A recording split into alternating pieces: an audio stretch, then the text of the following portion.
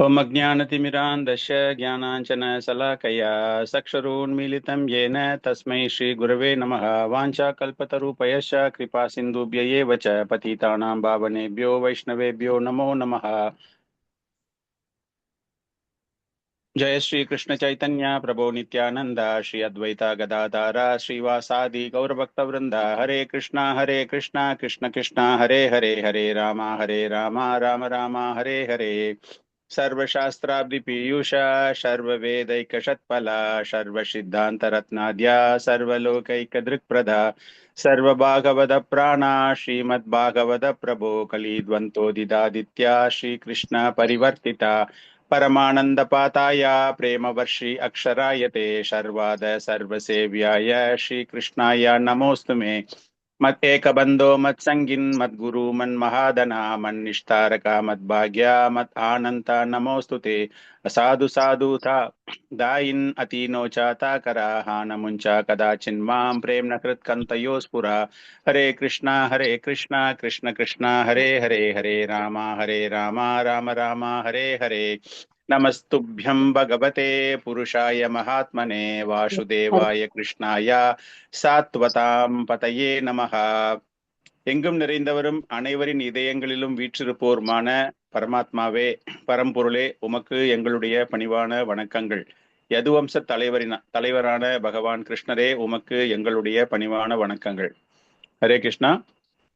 இந்த அற்புதமான ஆன்மீக கல்வியை நாம் இன்று துவங்குவதற்கு முன்பு அகில உலக கிருஷ்ண பக்தி இயக்கத்தின் ஸ்தாபக ஆச்சாரியார் ஸ்ரீல பிரபுபாதர் அவருடைய கருணையையும் நம்முடைய ஆன்மீக ஆச்சாரியாருடைய கருணையையும் வேண்டி பிரார்த்தனை செய்து இன்றைய வகுப்பை நாம் துவக்குகிறோம்.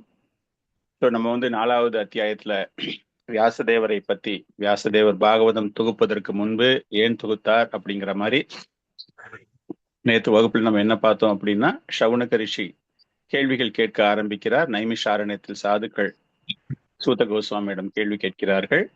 பாகவதம் எங்கு, எப்போது, எதற்காக, யாருடைய ஊக்கத்தினால் வியாசதேவர் இந்த பாகவதத்தை தொகுத்தார் அப்படிங்கிற ஒரு விஷயம், சுகதேவ கோஸ்வாமியினுடைய பெருமைகள், வியாசதேவருடைய பெருமைகள், இதெல்லாமே நம்ம பார்த்தோம். சுகதேவ கோஸ்வாமி தன்னுணர்வு பெற்றவராக இருந்தாலும், வியாசதேவரும் தன்னுணர்வு பெற்றவராக இருந்தாலும், அந்த பெண்கள் எல்லாருமே என்ன பண்றாங்க, சுகதேவ கோஸ்வாமியை பார்த்து எந்த ஒரு வெட்கமும் இல்லாமல், ஆனால் வியாசதேவரை பார்க்கும் பொழுது அதற்கான காரணம் என்ன, ஒரு கிரகஸ்தராக இருப்பதினால் அப்படிங்கிற விஷயத்தை நம்ம தெரிந்து கொண்டோம். அதன் பிறகு அஸ்தினாபூரில் நுழையும் போது சுகதேவ கோஸ்வாமி அந்த மக்கள் எல்லாமே எப்படி பார்த்தாங்க, அவருக்கு எந்த மாதிரி ஒரு வரவேற்பு, அவரை எந்த கோணத்தில் அவர்கள் பார்த்தார்கள் அப்படின்னு வெளிப்புற தோற்றத்துக்கு 3 வகையான விஷயங்களை பத்தி நம்ம தெரிந்து கொண்டோம், எப்படிலாம் பார்க்கணும் ஒருத்தரை அப்படின்னு. ஆனா அந்த 3 அம்சங்களுமே சுகதேவ கோஸ்வாமியிடம் இல்லாமல் இருந்தது. இவங்களுடைய ஒரு சந்தேகம், எதற்காக பரீட்சத் மகாராஜா இவரிடமிருந்து கேள்விகளை கேட்க வேண்டும், அதாவது பாகவதம் கேட்க வேண்டும், அவர் ஒரு மிக உயர்ந்த ஆன்மீகவாதி ராஜ ரிஷி அவர். அப்படி இருக்கும்போது அவருக்கு எந்த ஒரு பிரச்சனையுமே கிடையாது, எதற்காக தன்னுடைய ராஜ்யத்தை அவர் துறந்து சென்றார், பாண்டவர்களிடமிருந்து பெரும் மதிப்பு உடைய அந்த ராஜ்யம் அவருக்கு கிடைத்தது, எதிரிகள் யாருமே இல்லாத ஒரு நிலையில் இருந்தவர், எதிரிகள் கூட அவருக்கு மரியாதை செலுத்தக்கூடிய நிலையில் இருந்த பரீட்சத் மகாராஜா எப்படி அதையெல்லாம் விடுத்து விட்டு யமுனை நதிக்கரையில் கங்கை நதிக்கரையில் பாகவதம் கேட்கறதுக்காக வந்தாரு அப்படிங்கிற மாதிரி கேள்விகளை அவங்க கேட்டாங்க. சந்தேகங்கள் எல்லாம் எழுப்பப்பட்டது. சோ அவங்களுடைய கேள்விகள் எல்லாமே முடிந்து போன நிலையில் சூத கோஸ்வாமி என்ன சொல்றாருன்னா, சவுனக ரிஷி என்ன சொல்றாரு சூத கோஸ்வாமி பார்த்து, உங்களுக்கு என்ன எது வரைக்கும் தெரியுதோ, வேதங்கள்ல உங்களுக்கு எந்த விஷயம் வரைக்கும் உங்களுக்கு தெரிந்திருக்கிறதோ அதை நீங்கள் கூறுங்கள் அப்படின்னு அவரு முடித்தார். அதற்கான காரணத்தையும் பார்த்தோம். சூத்திர குலத்தில் ரோமஹர்ஷனருடைய மகனாக சூத்திர குலத்தில் இருந்ததினால் அப்படிங்கிற மாதிரி ஒரு விஷயம் நம்ம பார்த்தோம். அந்த ஒரு புரிதலோடு இன்னைக்கு வகுப்புக்கு நாம் செல்ல இருக்கிறோம். இன்னைக்கு 14 இருந்து 25 வரைக்கும் சூத கோஸ்வாமி பதிலளிக்க துவங்குகிறார். என்ன பதிலளிக்க துவங்கி போறார் அப்படிங்கும்போது, பாகவதம் எதற்காக எழுதப்பட்டது அப்படிங்கிற ஒரு கேள்வியை சொல்றதுக்கு முன்னாடி அவர் ஒரு ஒரு ட்ரைலர் மாதிரி, ப்ரிலூடுன்னு சொல்லுவோம் இல்லையா, அந்த மாதிரி என்னென்ன விஷயங்கள் என்னெல்லாம் நடந்தது அப்படிங்கிறது தெரிந்து கொள்வதற்காக இங்கு அதை பற்றி பேச இருக்கிறார். 14வது ஸ்லோகம். சூதௌவாசா த்வாபரே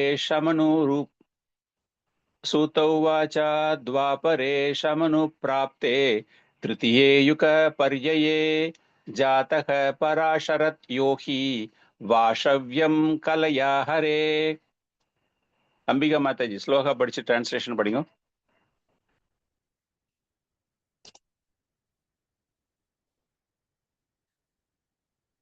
கோபாலிகா மாதாஜி இருக்க புத்தகம் இருக்கா அவங்க கிட்ட? கிருஷ்ண பிரபுஜி நான் இருக்கேன், ஆனா புக் இல்ல பிரபுஜி, எனக்கு வெளியில இருக்கேன். கோகுல மாதாஜி படிக்கிறீங்களா? ஓகே பிரபுஜி. ஸ்லோகா டிரான்ஸ்லேஷன் 4.14. ஸ்ருத உவாச்ச द्वापरे समनुप्राप्ते तृतीये युगपर्यये जातः पराचरात् योगी वासव्यां कलया हरेः. மொழிபெயர்ப்பு சூத கோஸ்வாமி. மொழிபெயர்ப்பு வழங்கிய சில பிரபாத்கி ஜெய்.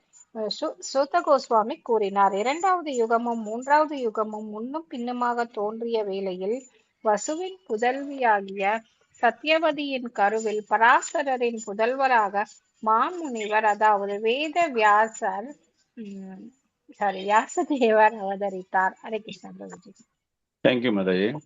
சோ இந்த ஒரு ஸ்லோகம் வியாசதேவருடைய தோற்றத்தை பற்றி விளக்கக்கூடியது. அவங்க கேட்ட கேள்விகளுக்கெல்லாம் ஒரு ஆழமான பதில் சொல்றதுக்கு முன்னாடி அவரை பத்தி ஒரு ஒரு முன்னுரை, இன்ட்ரடக்ஷன் தரணும் இல்லையா? ஸோ அதற்காக வியாசதேவரை பற்றிய ஒரு சிறிய குறிப்பு சூத்த கோஸ்வாமி அவர்கள் தருகிறார். இது ஏன் தரார் அப்படின்னு பாத்தீங்கன்னா, 3வது ஸ்லோகம் பாத்தீங்க அப்படின்னா, எந்த யுகத்தில் எந்த நேரத்தில் அப்படின்னு ஒரு கேள்வி ஆரம்பிக்குதுல. இதே அத்தியாயத்துல பாத்தீங்கன்னா 3வது ஸ்லோகத்துல சௌனக ரிஷி அவர்கள் கேட்கக்கூடிய கேள்வி. சோ அதனால வியாசதேவருடைய பிறப்பு, அவருடைய செயல்களை பற்றி இங்கு கூறப்படுகிறது. பாரியையே அப்படின்னா யுகங்கள் மாறக்கூடியது, மாற்றம். ஒரு யுகம் விட்டுட்டு எப்படி நம்ம நியூ இயர் பண்றோம் இல்லையா, அந்த நியூ இயர் முடிச்சுட்டு அடுத்த வருஷம் வரும்போது அந்த மாதிரி இந்த யுகங்களின் மாற்றம், யுக சுழற்சி, யுக பாரியையே அப்படிங்கும்போது அந்த துவாபர யுகத்தில் பகவான் கிருஷ்ணர் தோன்றிய பொழுது அவதாரம் பண்றதுக்காக தோன்றியிருக்கார் இல்லையா, அதே நேரத்தில் இங்கு வியாசரும் தோன்றுகிறார் அப்படிங்கிறது தான். பகவான் கிருஷ்ணர் துவாபர யுகத்தில் 28வது சுழற்சி வைவஸ்வத மன்வந்தரா, நிறைய மன்வந்தரங்கள் நம்ம பாக்குறோம்ல, அதுல பார்க்கும்போது அந்த வைவஸ்வத மன்வந்தரா அப்படிங்கும்போது அந்த 28வது சுழற்சியில் பொதுவாகவே நம்ம பார்த்தோம் அப்படின்னா ஒவ்வொரு யுகங்களுமே 3 பிரிவுகளாக பிரிக்கப்படுகின்றன. சந்திய ரூபம், யுக ரூபம், சந்திய அம்ச ரூபம். ஒன்னும் கன்ஃபியூஸ் ஆயிட வேண்டாம். 12 மாசம் இருக்கு அப்படின்னா ஃபர்ஸ்ட் 4 மாசம், இடைப்பட்ட 4 மாசம், கடைசி 4 மாசம் அப்படின்னு பிரிக்கிறது தான் இந்த யுக சுழற்சியில. அப்படி பார்க்கும்போது திருத்தியே 3வது பாகத்தில், ஃபார் எக்ஸாம்பிள் அந்த துவாபர யுகம் அப்படிங்கிறது எவ்வளவு? 4×32 8,64,000 வருடங்கள். அந்த 8,64,000 வருடங்களை 3 பகுதியா நீங்க பிரிச்சீங்கன்னா ஒரு ஈஸியா நம்ம புரியறதுக்காக 2,75,000 2,75,000 2,75,000 அப்படிங்கும்போது கடைசி பாகத்துல அவர் பிறக்கிறார், சந்திய அம்ச ரூபா. மற்றவங்களாம் மியூட் பண்ணிக்கோங்க, நீங்க ஏதாவது பேசும்போது மாத்திரம் நீங்க அன்மியூட் பண்ணிக்கலாம் ப்ளீஸ். துவாபர யுகம். சோ வியாசதேவர், சத்தியவதி, அந்த கதை எல்லாருக்குமே தெரியும். வசு, அந்த மீனவர் குடும்பம், அந்த கதையெல்லாம் நம்ம இங்க உள்ள போகல. வாசவ்யம் அப்படின்னு நெட்ல எதுக்கு இந்த ஸ்லோகத்துல கொடுக்கப்பட்டிருக்கிறது என்றால் சத்தியவதியின் கருவில் தோன்றினார். இங்க ரொம்ப ரொம்ப முக்கியமான ஒரு விஷயம், பாகவதம், அதாவது வியாசதேவருடைய பிறப்பு இப்போது இந்த யுகத்தில் ஏற்பட்டிருப்பதற்கான காரணம் என்ன, அதுதான் நம்ம இந்த ஸ்லோகத்துல இருந்து தெரிந்து கொள்ள வேண்டும். ஏன் வியாசதேவர் வேறு எந்த யுகத்திலும் தோன்றாமல் துவாபர யுகத்தில் தோன்றுகிறார்? யாராச்சும் கெஸ் பண்ண முடியுமா?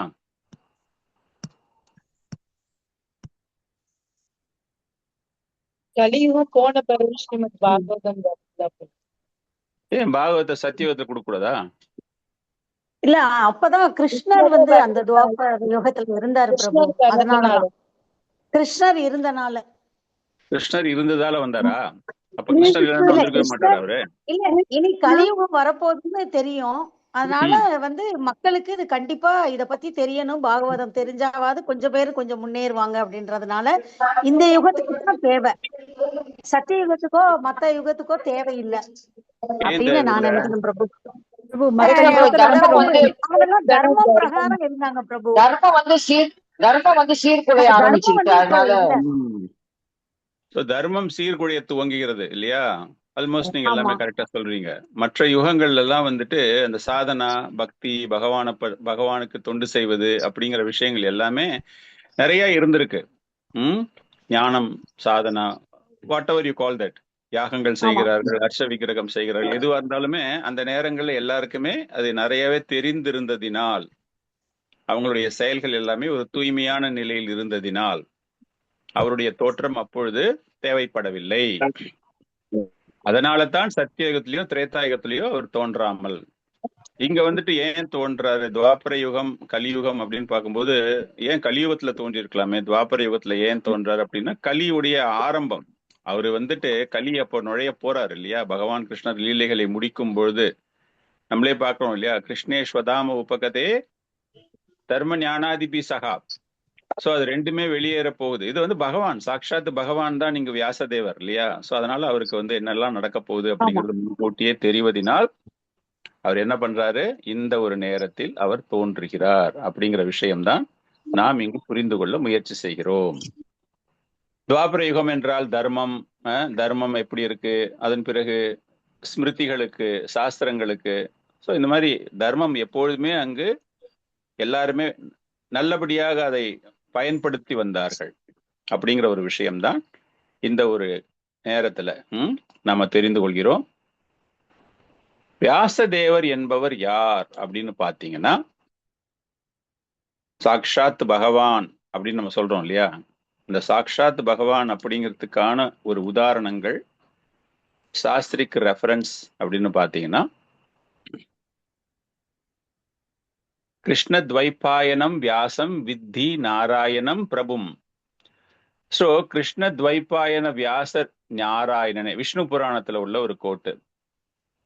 இது நீங்க நிறைய பேருக்கு தெரிஞ்சிருக்கும். சகஸ்ரநாமம் பாடும்போது வியாசாய விஷ்ணு ரூபாய வியாச ரூபாய விஷ்ணுவே, விஷ்ணு பகவானின் அவதாரமாக கருதப்படும் அந்த வியாச தேவருக்கு, இது அந்த ஸ்லோகத்தினுடைய பொருளுங்க ஆக்சுவலா. பட் பார்த்தோம் அப்படின்னா விஷ்ணுவுக்கும் வியாசருக்கும், வியாசதேவருக்கும் விஷ்ணுவிற்கும் there is no difference. ஏன்னா வியாசதேவர் அந்த அவதாரமாக யார் எடுத்திருக்கார் அப்படின்னா அந்த பகவான் தான் எடுத்திருக்கிறாரு அப்படிங்கிற ஒரு விஷயம்தான். வியாசதேவர் பிறந்தாச்சு, பிறந்ததுக்கு அப்புறமா அவர் என்ன பண்ண போறாரு அப்படிங்கிற விஷயம்தான் இந்த ஸ்லோகத்துல, அடுத்த ஸ்லோகத்துல வரப்போகுது. 14வது ஸ்லோகத்தினுடைய பொருளுரையை படிங்க பார்க்கலாம். லலிதா மாதாஜி படிங்க பார்க்கலாம். 14th verse உடைய பர்போட்.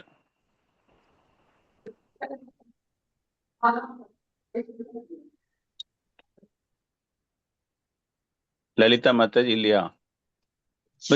மித்ரவிருந்த மாதாஜி படிங்க மாதாஜி. ஹரே கிருஷ்ணா. பொருளுரை. யுகங்கள் சத்யா, திரேதா, துவாபரா மற்றும் கலி எனும் வரிசை கிராமத்தில் உள்ளன. சில சமயங்களில் யுகங்கள் முன்னும் பின்னுமாக தோன்றுவதுண்டு. வைவஸ்த மனுவின் ஆட்சி காலத்தில் சதுர்யுகத்தின் 28வது சக்கரத்தில் வித்திய மடிப்பு ஒன்று ஏற்பட்டதால் 3வது யுகம் 2வது யுகத்திற்கு முன்பாக தோன்றியது. குறிப்பிட்ட அந்த யுகத்தில் பகவான் ஸ்ரீ கிருஷ்ணரும் அவதரிக்கின்றார். இதனால் சில குறிப்பிட்ட மாறுதல்கள் ஏற்பட்டன. வியாசரின் தாயார் சத்தியவதி ஆவார். அவரது தந்தை பராசரர் புகழ்பெற்ற மாமுனிவர் ஆவார். இதுவே வியாசதேவரின் பிறப்பை பற்றிய சரித்திரம் ஆகும்.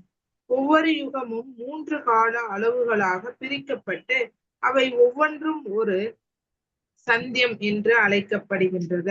குறிப்பிட்ட யுகத்தின் 3வது சந்தியத்தில் வியாசதேவர் தோன்றினார். ஹரே கிருஷ்ணா. ஹரே கிருஷ்ணா. சோ இந்த 4 யுகங்கள் ஓவர்லாப்பிங், ஒன்றோடு ஒன்று, இங்கிலீஷ்ல பாத்தீங்க அப்படின்னா ஓவர்லாப்பிங் அப்படின்னு. ஓவர்லாப்பிங்னா நம்ம இதை எப்படி புரிந்து கொள்வது? மாறி மாறி வருதா அப்படின்னு பார்த்தா,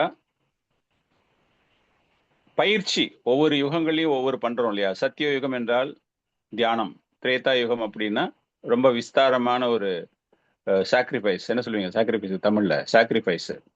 துவாபர யுகம் அப்படின்னா தியாகம். யாகம் தியாகம். ஃபர்ஸ்ட் வந்து தியானம், அடுத்தது வந்து தியாகம், யாகம் அடுத்தது யாகம். வந்து மூணாவது என்னது? துவாபர யுகத்துல ஆலயங்களுக்கு செல்வது, அர்ச்ச விக்கிரக வழிபாடு இல்லையா? கலியுகத்துல தான் நம்ம என்ன சொல்றோம் அப்படின்னா பகவானினுடைய ஹரிநாமத்தை சொல்வது. அந்த பீரியட் நம்ம எடுத்துக்கிட்டோம்னா 4,32,000 8,64,000 பார்த்தா தட் இஸ் நாட் ஓவர்லாப்பிங். என்ன இங்க ஓவர்லாப் ஆகுதுன்னு பாத்தீங்கன்னா the characteristics of the each yuga. ஒவ்வொரு யுகத்துக்கும் உள்ள ஒரு தன்மையை பத்தி நம்ம பார்த்தோம் இல்லையா? தியானம், தியாகம், அது வந்து சம்டைம்ஸ் இட் கெட்ஸ் ஓவர்லாப்டு. அது எப்படி புரிஞ்சுக்கிறது அப்படின்னு பாத்தீங்கன்னா, துவாபர யுகத்துல பகவான் இருக்கும்போது இவரு நான் கலியுகத்துல மக்களுக்கான பின்னாடி வரக்கூடிய ஸ்லோகங்கள் எல்லாம் சொல்ல போறாரு. அவரு கலியுகத்துல வந்து மக்களுடைய தாக்கம் எப்படி இருக்க போகுது, அவர்களுடைய நடவடிக்கைகள் எப்படி இருக்க போகுது அப்படின்னு சொல்ல போறாரு. ஆனா பாத்தீங்கன்னாலே துவாபர யுகத்திலேயே அந்த தன்மைகள் இட் காட் ஓவர்லாப்டு. துவாபர யுகத்துல எப்படி ஓவர்லாப் ஆகுது? துவாபர யுகத்துல சொல்லுங்க பார்க்கலாம். துவாபர யுகம்னா என்னது? துவாபர யுகத்தினுடைய தன்மைகள் என்னது? விக்கிரக வழிபாடு, கரெக்டா? ஆலயங்களுக்கு செல்வது. ஆனா ஓவர்லாப்பிங் அப்படின்னு இந்த இடத்துல பிரபுபாதர் எழுதுறாரு. அப்பனா துவாபர யுகத்துல எது இருந்ததால் அது ஓவர்லாப் ஆயிடுச்சு?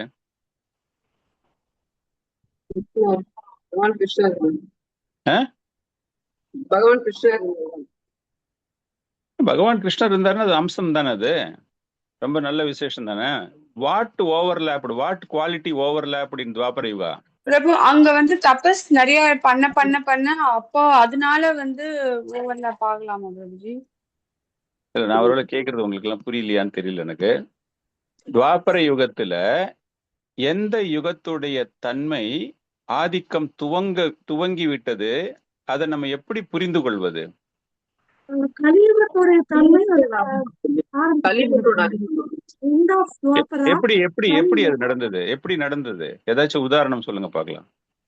பரீட்சித் மன்னர் வந்து அந்த பசுமாட்டை அடிக்கிறத பாக்குறாரு. அது அப்புறமா கலி வந்ததுக்கு அப்புறமா அந்த தன்மைகள் முதல்லயே எப்படி வந்துச்சு துவாபர யுகத்துல? ஓவர்லாப்பிங் அப்படின்னு பிரபுபாதர் எழுதுறாரு.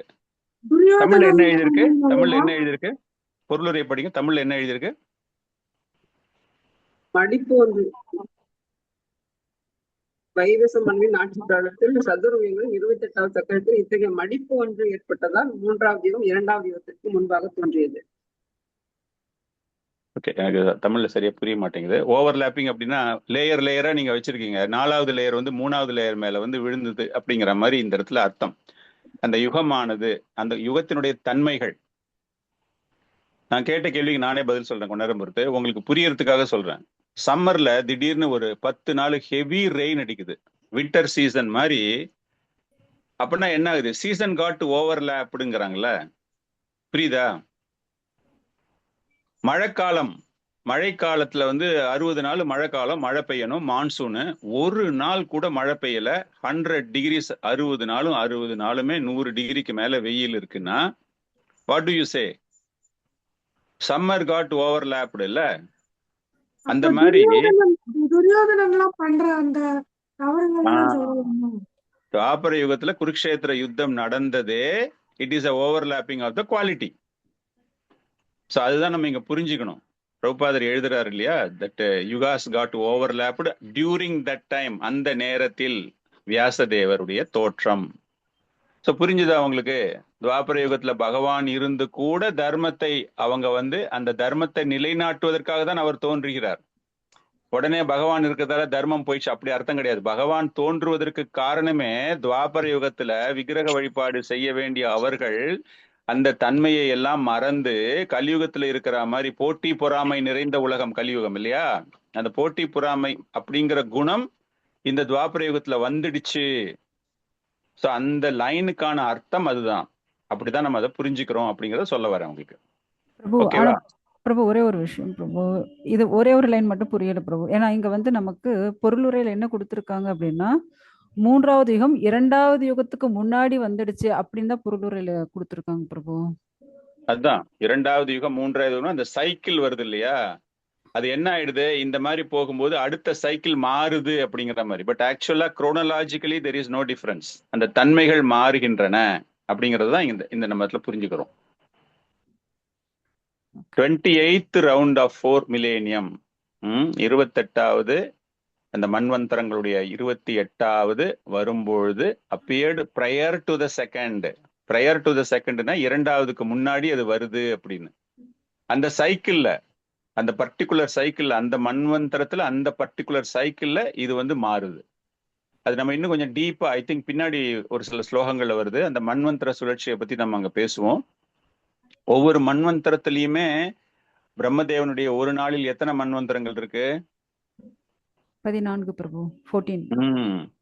ஸோ அந்த மாதிரி பார்க்கும்போது அவருடைய ஆயுட்காலம் முடிய வரக்கூடிய அந்த மன்வந்தரங்கள் சைக்கிள் எப்படி மாறுது அப்படிங்கிறது தான் அந்த சைக்கிள்.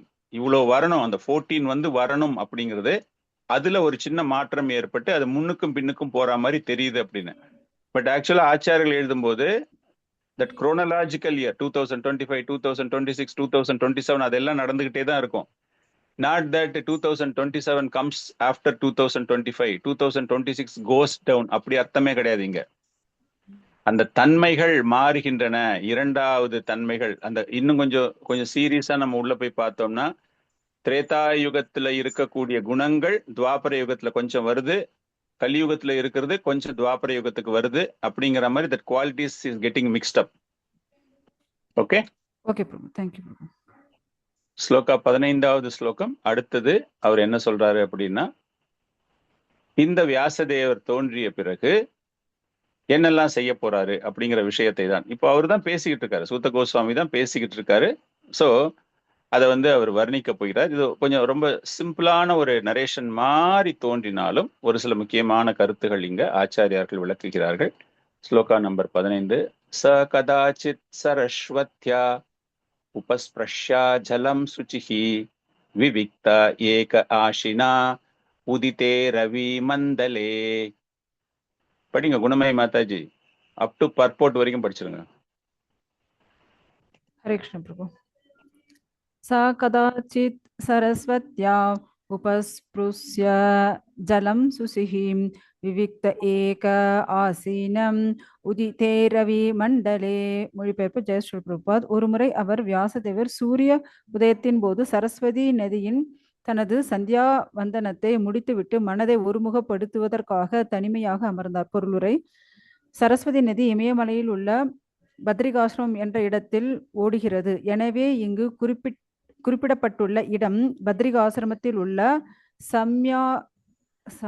சம்யாபிராசம் என்ற இடமாகும். இதுதான் ஸ்ரீ வியாசதேவரின் வசிப்பிடமாகும். தேங்க்யூ பிரபு. ஹரே கிருஷ்ணா. ஹரே கிருஷ்ணா. ஸோ இந்த ஒரு ஸ்லோகம் பார்த்தீங்க அப்படின்னா, வியாசதேவர் பக்தியை பரப்புவதற்காக பாகவதத்தை தொகுக்க போகிறார். ஸோ இந்த இடத்துல என்ன ஒரு புரிதல், ஆச்சமனம் செய்கிறார், குளிக்கிறார் அப்படின்னா இதுல இருந்து உங்களுக்கு ஏதாவது புரியுதா இந்த ஸ்லோகத்துல இருந்து?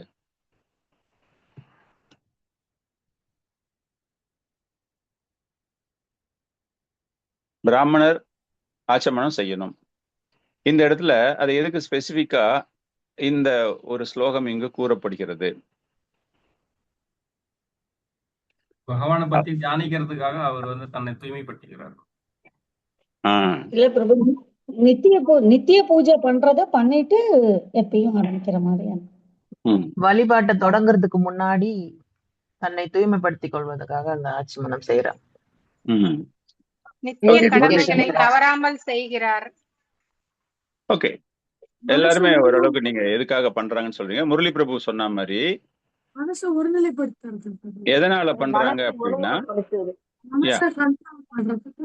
எஸ், பட் ஆக்சுவலி வாட் ஆச்சாரியார்ஸ் ஆர் கமெண்டிங் இந்த சிப்பிங் அண்ட் டேக்கிங் பாத் அப்படிங்கும்போது அவரை தூய்மைப்படுத்திக் கொள்கிறார். எதனால அவர் தூய்மைப்படுத்திக் கொள்கிறார்? நித்திய மரபு, நித்திய கர்மா, okay, whatever it is.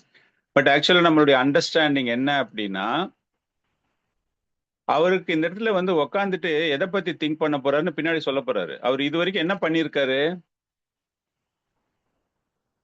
வியாசதேவர் இது வரைக்கும் என்ன பண்ணியிருக்காரு? இதிகாசங்கள், புராணங்கள், மகாபாரதம். எல்லாமே பண்ணிட்டாரு. இது எல்லாமே எதுக்காக பண்ணாரு? என்ன சொல்லியிருக்காரு இத்தனையிலயும்? பக்தி பண்ணணும்னு சொல்லியிருக்காரு. பட் கிருஷ்ணர் பத்தி ரொம்ப டீப்பா சொல்லல. அதனால அவர் மனசு திருப்தி ஆகல. சோ அதிகமா அவர் சொன்னது என்னது? ஞானம் கர்மத்தை பத்தி தான் அதிகமா சொல்லியிருக்காரு இல்லையா? அதனால அவர் மாசு அடைந்திருக்கிறார். அவருக்கே அந்த ஞானம் இப்ப இருக்குமா அப்படிங்கிறது சந்தேகம். அவர் இங்க உட்கார்ந்து இருக்காரு, பின்னாடி பாகவதத்தை எழுத போறாரு, தொகுக்க போகிறார் அப்படின்னு இருக்கு. பட் இதுக்கு முன்னாடி அவருடைய பெரிய சாதனைகள் என்ன அப்படின்னா, ஞானம் கர்மம் கலந்த படைப்புகளை அவர் கொடுத்திருக்கிறார். அதனால அவர் தூய்மை அடையாமல் இருக்கக்கூடிய வாய்ப்புகள் இருக்கின்றன. அவரை தூய்மைப்படுத்திக் கொள்வதற்காக சரஸ்வதி நதியின் புனித நீரில் நீராடி தன்னை தூய்மைப்படுத்தி கொண்ட பிறகு, ஏன்னா அவர் சர்வ ஞானத்தை பெற வேண்டும் இல்ல, சர்வ ஞானத்தை பெற வேண்டும் அப்படின்னா அவரால் இஸ் ஏபிள் டு ஃபோர்சி அந்த கலியுகத்தினுடைய தன்மைகள் அவரால் இப்ப பார்க்க போறார். அவரு கலியுகம் இப்படிலாம் இருக்க போகுது அப்படின்னு அவர் நினைக்கிறதால அந்த இடத்துல என்ன ஆகுது? தன்னை தூய்மைப்படுத்தி கொள்கிறார். இப்போ இந்த ஆச்சமனம் செஞ்சுட்டு இந்த புனித நதியில் நீராடியது பிறகு அவர் குற்றமற்ற நிலைக்கு மாறுகிறார். அப்படிங்கிறது தான் ஆச்சாரியார்களுடைய ஒரு விளக்கம். அவருடைய மங்களமான குணங்கள் எல்லாமே இந்த ஆச்சமனத்துக்கு அப்புறமும் இந்த குளியலுக்கு பிறகு அவருக்கு மீண்டும் கிடைத்து விட்டன. சரி, அவர் பகவான் தானே அப்படின்னு கேள்வி கேட்காதீங்க. பகவான் எந்த ஒரு தோற்றம் எடுத்தாலும் அவர் என்ன பண்ணுவார் அப்படின்னா, மக்களுக்கு அந்த ஞானத்தை வழங்குவதற்காக அது போன்ற செயல்களில் தன்னை ஈடுபடுத்தி கொள்வார். கிருஷ்ண அவதாரத்துல அவர் செஞ்ச பல்வேறு நடவடிக்கைகள் எல்லாமே ஒரு சாதாரண ஆள் பண்ண மாதிரி இருந்தது. அதனால அது என்னப்பா ஒரு பகவான் சொல்றீங்க, அவர் இந்த மாதிரிலாம் நடந்துக்கிறாரு அப்படின்னா, அந்த மாதிரி நடந்துக்கணும்னா துவாரகா மன்னராக இருந்து எப்படி நித்திய கர்மாக்களை செய்ய வேண்டும், உனக்காக பிரிஸ்கிரைப்டு டியூட்டிஸ் எப்படி ஃபாலோ பண்ணணும் அப்படிங்கிறது சொல்லி கொடுக்கறதுக்காக he was setting an example. அந்த மாதிரி இந்த இடத்துல அந்த பியூரிபிகேஷன் அவருக்கு எப்படி ஆகுது என்றால், அவர் இழந்த செல்வங்களை மீண்டும் பெறுகிறார், மங்கள குணங்களை, கல்யாண குணங்களை மீண்டும் பெறுகிறார். அப்படிங்கிறதுக்காகத்தான் இந்த இடத்துல அவருடைய அந்த மார்னிங் கிளீன்லினஸ் அதை பத்தி இந்த ஒரு ஸ்லோகத்துல தெரியப்படுத்தப்படுகிறது. தன்னை தூய்மைப்படுத்தி கொண்ட பிறகு என்ன நடக்கிறது அப்படிங்கிறத சூத கோஸ்வாமி 16, 17, 18 கிட்டத்தட்ட இந்த 3 ஸ்லோகங்களுமே ஒரு கம்பைன்டு ஸ்லோகம் மாதிரி தான். 16 தனியா இருக்கும், 17, 18 சேர்ந்த ஸ்லோகங்கள். நம்ம என்ன பண்ணலாம் அப்படின்னா, 3யுமே படிச்சுட்டு அதுல இருந்து என்னென்னலாம் நம்ம தெரிந்துக்க முடியும் அப்படிங்கிறத பார்க்கலாம். ஸ்லோகா நம்பர் 16. பராவரஞாச ரிஷிஹி காலேன அவ்யக்த ரம்ஹசா யுகதர்ம வதிக்கரம் பிராப்தம் புவி யுகே யுகே. படிங்க, யாராச்சும் ஸ்லோகா படிக்கிறதா இருந்தா ஸ்லோகா பிளஸ் டிரான்ஸ்லேஷன் மாத்திரம் படிங்க. பராவரஞான ரிஷிஹி காலேனாவ்யக்த ரம்ஹசா யுகதர்ம யதிகரம் பிராப்தம் புவி யுகே யுகே. மொழிபெயர்ப்பு வழங்கிய தெய்வ திரு அவை சரணாரவிந்த பக்தி வேதாந்த சுவாமி ஸ்ரீல பிரபுபாத் கி ஜெய். மா முனிவரான வியாசதேவர் யுக கடமைகளில் முரண்பாடுகளை கண்டார். வெவ்வேறு யுகங்களில் நிகழும் இது காலப்போக்கில் கண்ணுக்கு புலப்படாத சக்திகளால் பூமியில் நிகழ்கின்றது. பொருளுரை: வியாசதேவரை போன்ற பெரும் முனிவர்கள் முக்தி பெற்ற ஆத்மாக்கள் ஆவார். ஆகவே கடந்த மற்றும் எதிர்காலங்களை அவர்களால் தெளிவாக காண முடியும். இவ்வாறாக கலியுகத்தின் எதிர்கால முரண்பாடுகளை அவரால் காண முடிந்தது. அதற்கேற்றவாறு அறியாமை நிறைந்ததான இந்த யுகத்தில் பொதுமக்கள் முன்னேற்றகரமான ஒரு வாழ்வை நடத்துவதற்குரிய ஏற்பாட்டை அவர் செய்தார். பொதுவாக கலியுக மக்கள் அதிகமான ஆர்வம் கொண்டுள்ளனர். அறியாமையின் காரணத்தால் வாழ்வின் மதிப்பை உணர்ந்து ஆத்ம ஞானம் பெற அவர்களால் முடியவில்லை. ஹரே கிருஷ்ணன். தேங்க்யூ பிரபு. அடுத்தது படிச்சிடலாம், 17, 18 படிச்சிடலாம். பௌத்திகானாம் ச பாவானாம் சக்தி ஹ்ராஷம் ச தத்கிருதம் அஷ்டதானம் நிகிஷத்வம் துர்மேதான் ஹரஷிதாயுஷः துர்பாகம்ச ஜனன் வீக்ஷ்ய முனிர் திவ்யேன சக்ஷுஷா சர்வ வர்ணாஷரமம் யத் தத்யூஹிதம் அமோகத்ரு. மங்கள கௌரிங்க மாதாஜி, டிரான்ஸ்லேஷன் மாத்திரம் படிங்க, பர்போர்ட் வேண்டாம். Only translation for this verse.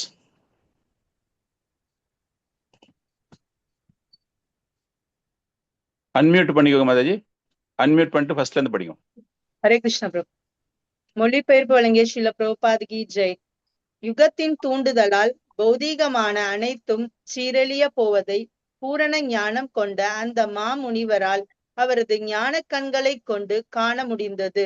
பொதுவாக மக்களுடைய ஆயுள் குறைந்து விடுவதுடன் நற்குணத்தின் பற்றாக்குறையால் அவர்கள் பொறுமை இழந்தவர்களாகவும் இருப்பார்கள் என்பதையும் கூட அவரால் காண முடிந்தது. இவ்வாறாக எல்லா வர்ணங்களிலும் ஆசிரமங்களிலும் உள்ள எல்லோருடைய நன்மைக்காகவும் அவர் ஆழ்ந்த சிந்தனையில் ஈடுபட்டார். ஹரே கிருஷ்ணன். தேங்க்யூ மாதாஜி. சோ இந்த 3 ஸ்லோகங்கள் நம்ம பார்த்தோம் அப்படின்னா, எப்படி வியாசதேவர் 3 காலங்களையும் பரவர ஞா அப்படின்னா கடந்த இறந்த காலம், வருங்காலம், ஃபியூச்சர் டென்ஸ் சொல்றோம், ஃபியூச்சர். சோ அத அவரால் பார்க்கக்கூடிய அந்த ஒரு ஆற்றல் அவருக்கு கிடைக்கிறது. அதுல என்ன பார்க்கிறாரு? யுக தர்ம வியதிக்கரம். அந்த யுகங்களுக்கு உண்டான தர்மங்கள் அனைத்துமே காலப்போக்கில் அழிய துவங்குகின்றன. பௌத்திகானாம் பாவானாம் தத் கிருதம் நிகஷத்வம். இதெல்லாம் என்ன அர்த்தம் அப்படின்னா, உடலினுடைய ஆரோக்கியம் மக்களுக்கு குறைய துவங்குகிறது. அதாவது ரொம்ப ஆரோக்கியமாக இருந்தவர்களுடைய உடல் எப்படி ஆகுது அப்படின்னா பலகீனமாக மாறுகிறார்கள் காலத்தின் போக்கத்தினால். தத்கிருதம். அவங்களுக்கு நிகஷத்வன் என்றால் அந்த 3 குணங்களில் சத்துவ குணம் முழுமையாக மறைக்கப்பட்டு அவர்கள் ரஜோகுணத்திலும் தமோ குணத்திலும் அதிக அளவில் மாறிக்கொண்டிருக்கிறார்கள். காலம், செயல்கள், இயற்கை, இதனுடைய 3 தன்மையையும் அவர் உணரத் துவங்குகிறார். கால, கர்ம, ஸ்வபாவ. இது பாத்தீங்க அப்படின்னா இந்த கலியினுடைய தாக்கம் எப்படி இருக்கும் அப்படின்னு ஆக்சுவலா சுகதேவ கோஸ்வாமி பரீட்சத் மகாராஜாவுக்கு சொல்லுவார். அதுல என்ன சொல்றாருன்னு பாருங்களேன். Just you see this slide.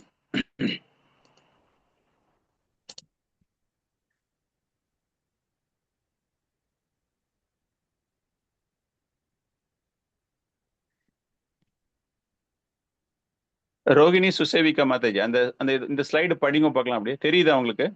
தெரியுது பிரபுஜி. படிங்க பார்க்கலாம். ததஷானுதினம் தர்மஹ சத்யம் சௌச்சௌ ஷமாதாய காலேன பலினா ராஜன் நக்ஷதி ஆயுர்பலம் ஸ்மிருதி. கலியுகத்தின் வலிமையான தாக்கத்தினால் மதம், வாய்மை, தூய்மை, சகிப்புத்தன்மை, கருணை, ஆயுட்காலம், உடல் வலிமை மற்றும் ஞாபக சக்தி ஆகியவை நாளுக்கு நாள் குறைந்துவிடும். ஹரே கிருஷ்ணா பிரபுஜி. தேங்க்யூ. இந்த மாதிரி அந்த குணங்கள் எப்படி ஒருவனுக்கு மாறிக்கொண்டிருக்கிறது அப்படிங்கிறத அப்படியே அவருடைய தன்னுடைய மனத்திரையில் அவர் பார்த்து கொண்டே இருக்கிறார். அவருக்கு எல்லா ஞானமும் இருக்கு.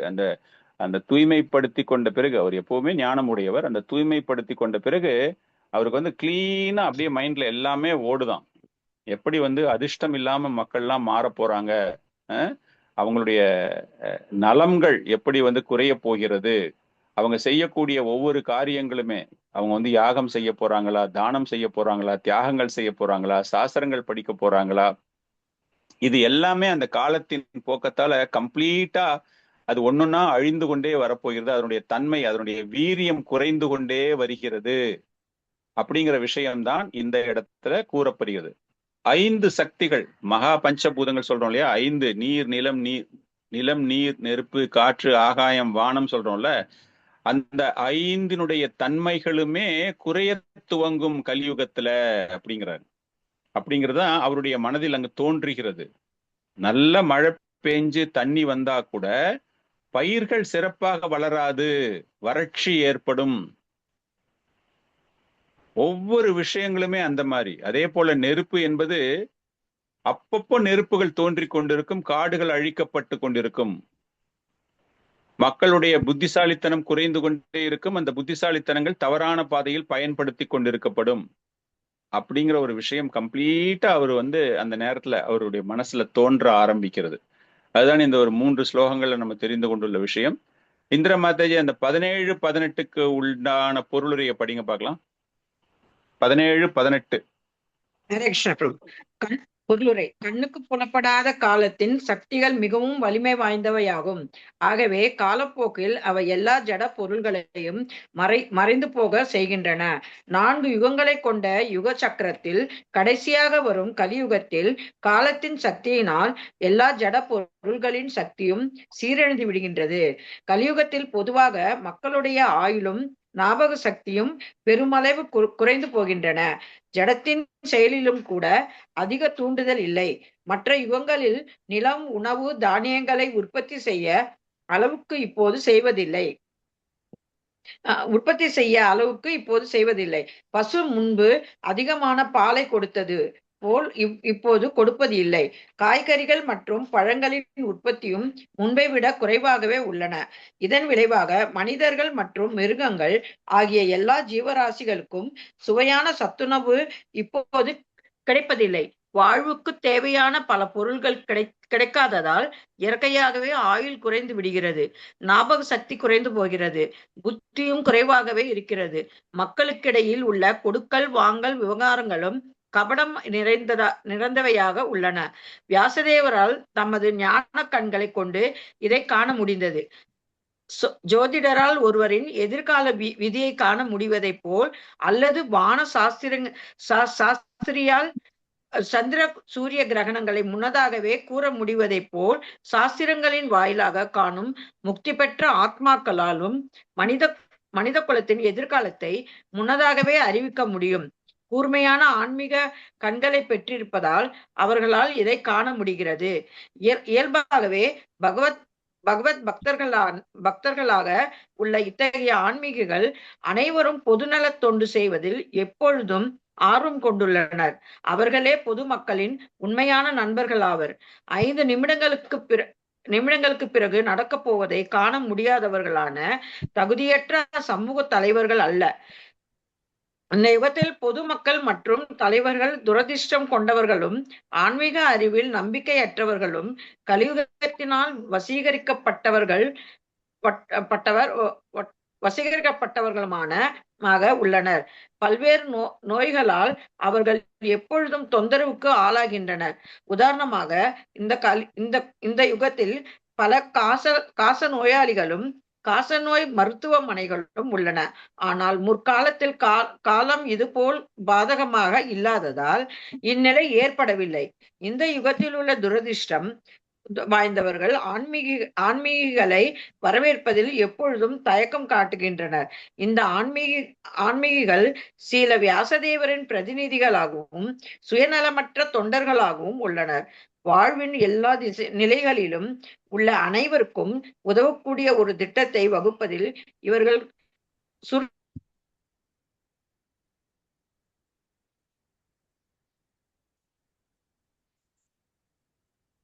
ஹரே கிருஷ்ணா. ஓகே, ஆல்மோஸ்ட் மாதாஜி நிறைய விஷயங்கள் படிச்சிட்டாங்க.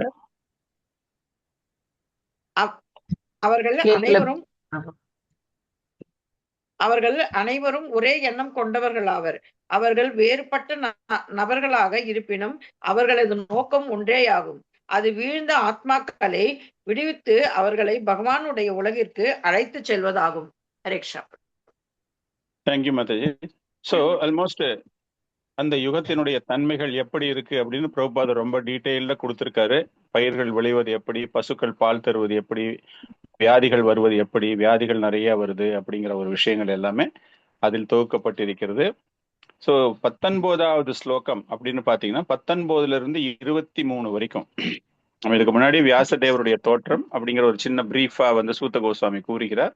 19ல இருந்து 23 வரைக்கும் பார்த்தீங்க அப்படின்னா அவர் என்ன செஞ்சாரு, அந்த எதனால அவருக்கு வந்து மனது பாதிப்பு அடைய போகிறது, மனதில் நிம்மதி இல்லை அப்படிங்கிறது பின்னாடி வரப்போகுது. ஸோ அவரை பத்தி சொல்லிட்டு அந்த நதிக்கரையில், சரஸ்வதி நதிக்கரையில் தன்னை தூய்மைப்படுத்தி கொண்டு அப்படி இருக்கும் பொழுது அவர் வந்து அப்படியே கலியுகத்துல எல்லாம் எப்படி நடக்க போகுது அப்படின்னு பாக்குறது, எப்படி அந்த வேதங்களை பிரித்தார், என்ன காரணத்திற்காக வேதங்களை பிரித்தார் அப்படிங்கிறது தான் இப்ப இதுக்கு முன்னாடி பார்த்த ஸ்லோகங்கள்ல.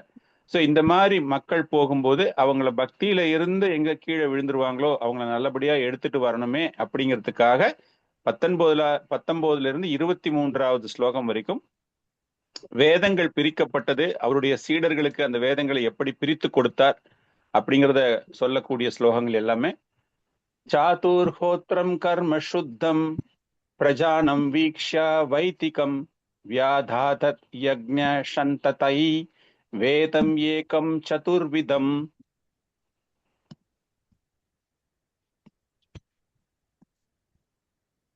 ரோஹிணி சுஷேவிகா மாதாஜி, ஸ்லோகா பிளஸ் டிரான்ஸ்லேஷன் படிக்க முடியுமா? Shloka plus translation. Okay, thanks. சாதுர்ஹோத்ரம் கர்ம சுத்தம் பிரஜானாம் விசிஷ்ய வைதிகம் வயதாத் யக்ஞ சந்த்யை வேதம் ஏகம் சதுர்விதம். வேதங்களில் குறிப்பிடப்பட்டுள்ள யாகங்கள் தான் மக்களின் அலுவல்களை தூய்மைப்படுத்துவதற்கு ஏற்ற வழி என்பதை அவர் கண்டார். மேலும் இம்முறையை எளிதாக்குவதற்கும் மக்களிடையே அதை பரப்புவதற்கும் வேதத்தை அவர் 4ஆக பிரித்தார். ஹரே கிருஷ்ணா. தேங்க்யூ மாதாஜி. சாதுர்ஹோத்ரம் 4 வகையான பிரிவுகள். அந்த 4 வகையான பிரிவுகள் அப்படின்னா அந்த வேதங்கள் 4 வகையான பிராமணர்கள் அதை செய்வதற்கு கர்ம சுத்தம்னா என்னது? தூய்மைப்படுத்திக் கொள்வதற்காக, வேதங்களில் கூறப்பட்டுள்ளபடி தங்களை தூய்மைப்படுத்திக் கொள்வதற்காக செய்யக்கூடிய ஹோத்திரம் 4 பிரதான பிராமணர்களை வைத்து மக்களுக்காக, பிரஜானம் அப்படின்னா அந்த மக்களுக்காக. சோ இந்த இடத்துல என்ன கூறப்படுகிறது என்றால், மக்கள் தங்களை வேத யாகங்கள் செய்வதின் மூலமாக தங்களை தொடர்ச்சியாக தூய்மையான நிலையில் வைத்துக் கொள்ள வேண்டும். It is systematic arrangement.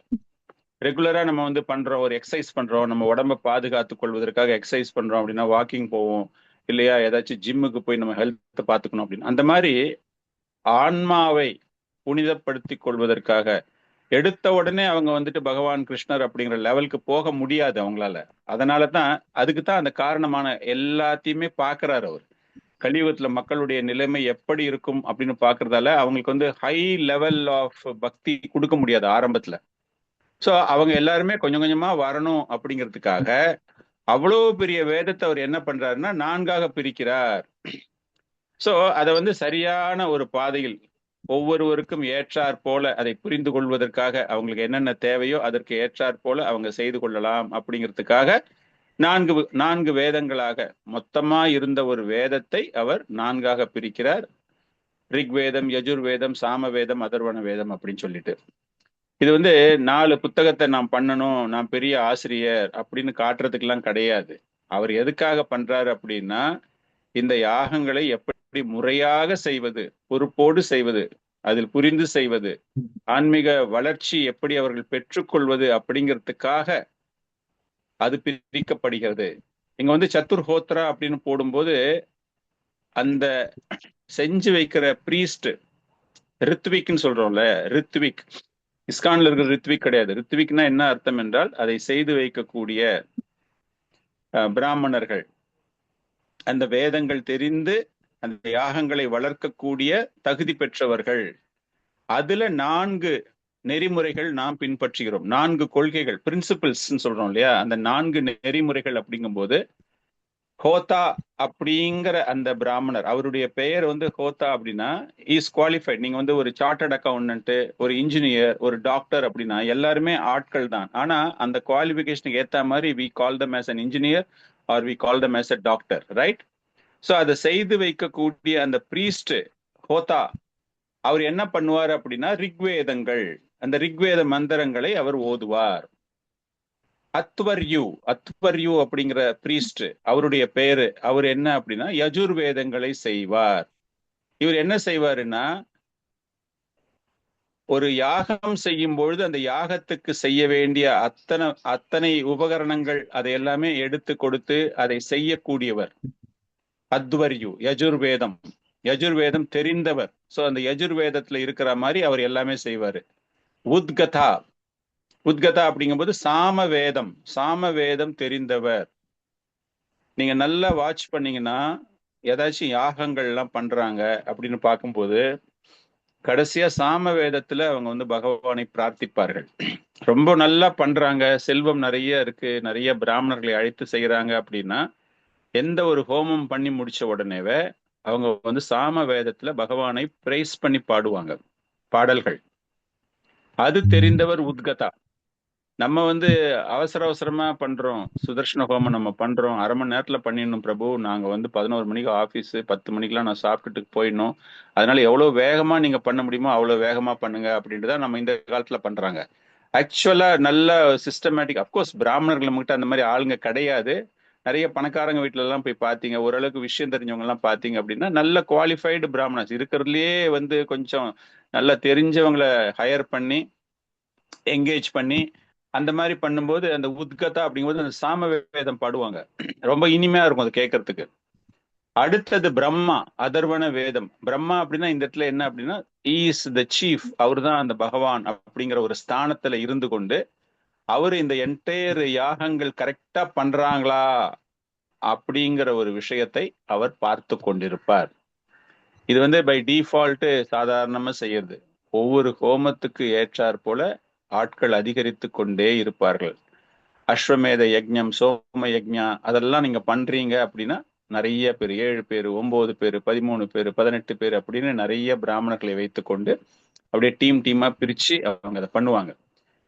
So இந்த சத்துர்ஹோத்ரா அப்படிங்கிறது 4 வகையான, பை டிஃபால்ட் 4 வகையான தானங்கள் நாம செய்யணும். சாக்ரிஃபிஷியல் ரிச்சுவல்ஸ் அப்படின்னா இந்த 4 நம்ம பண்றது.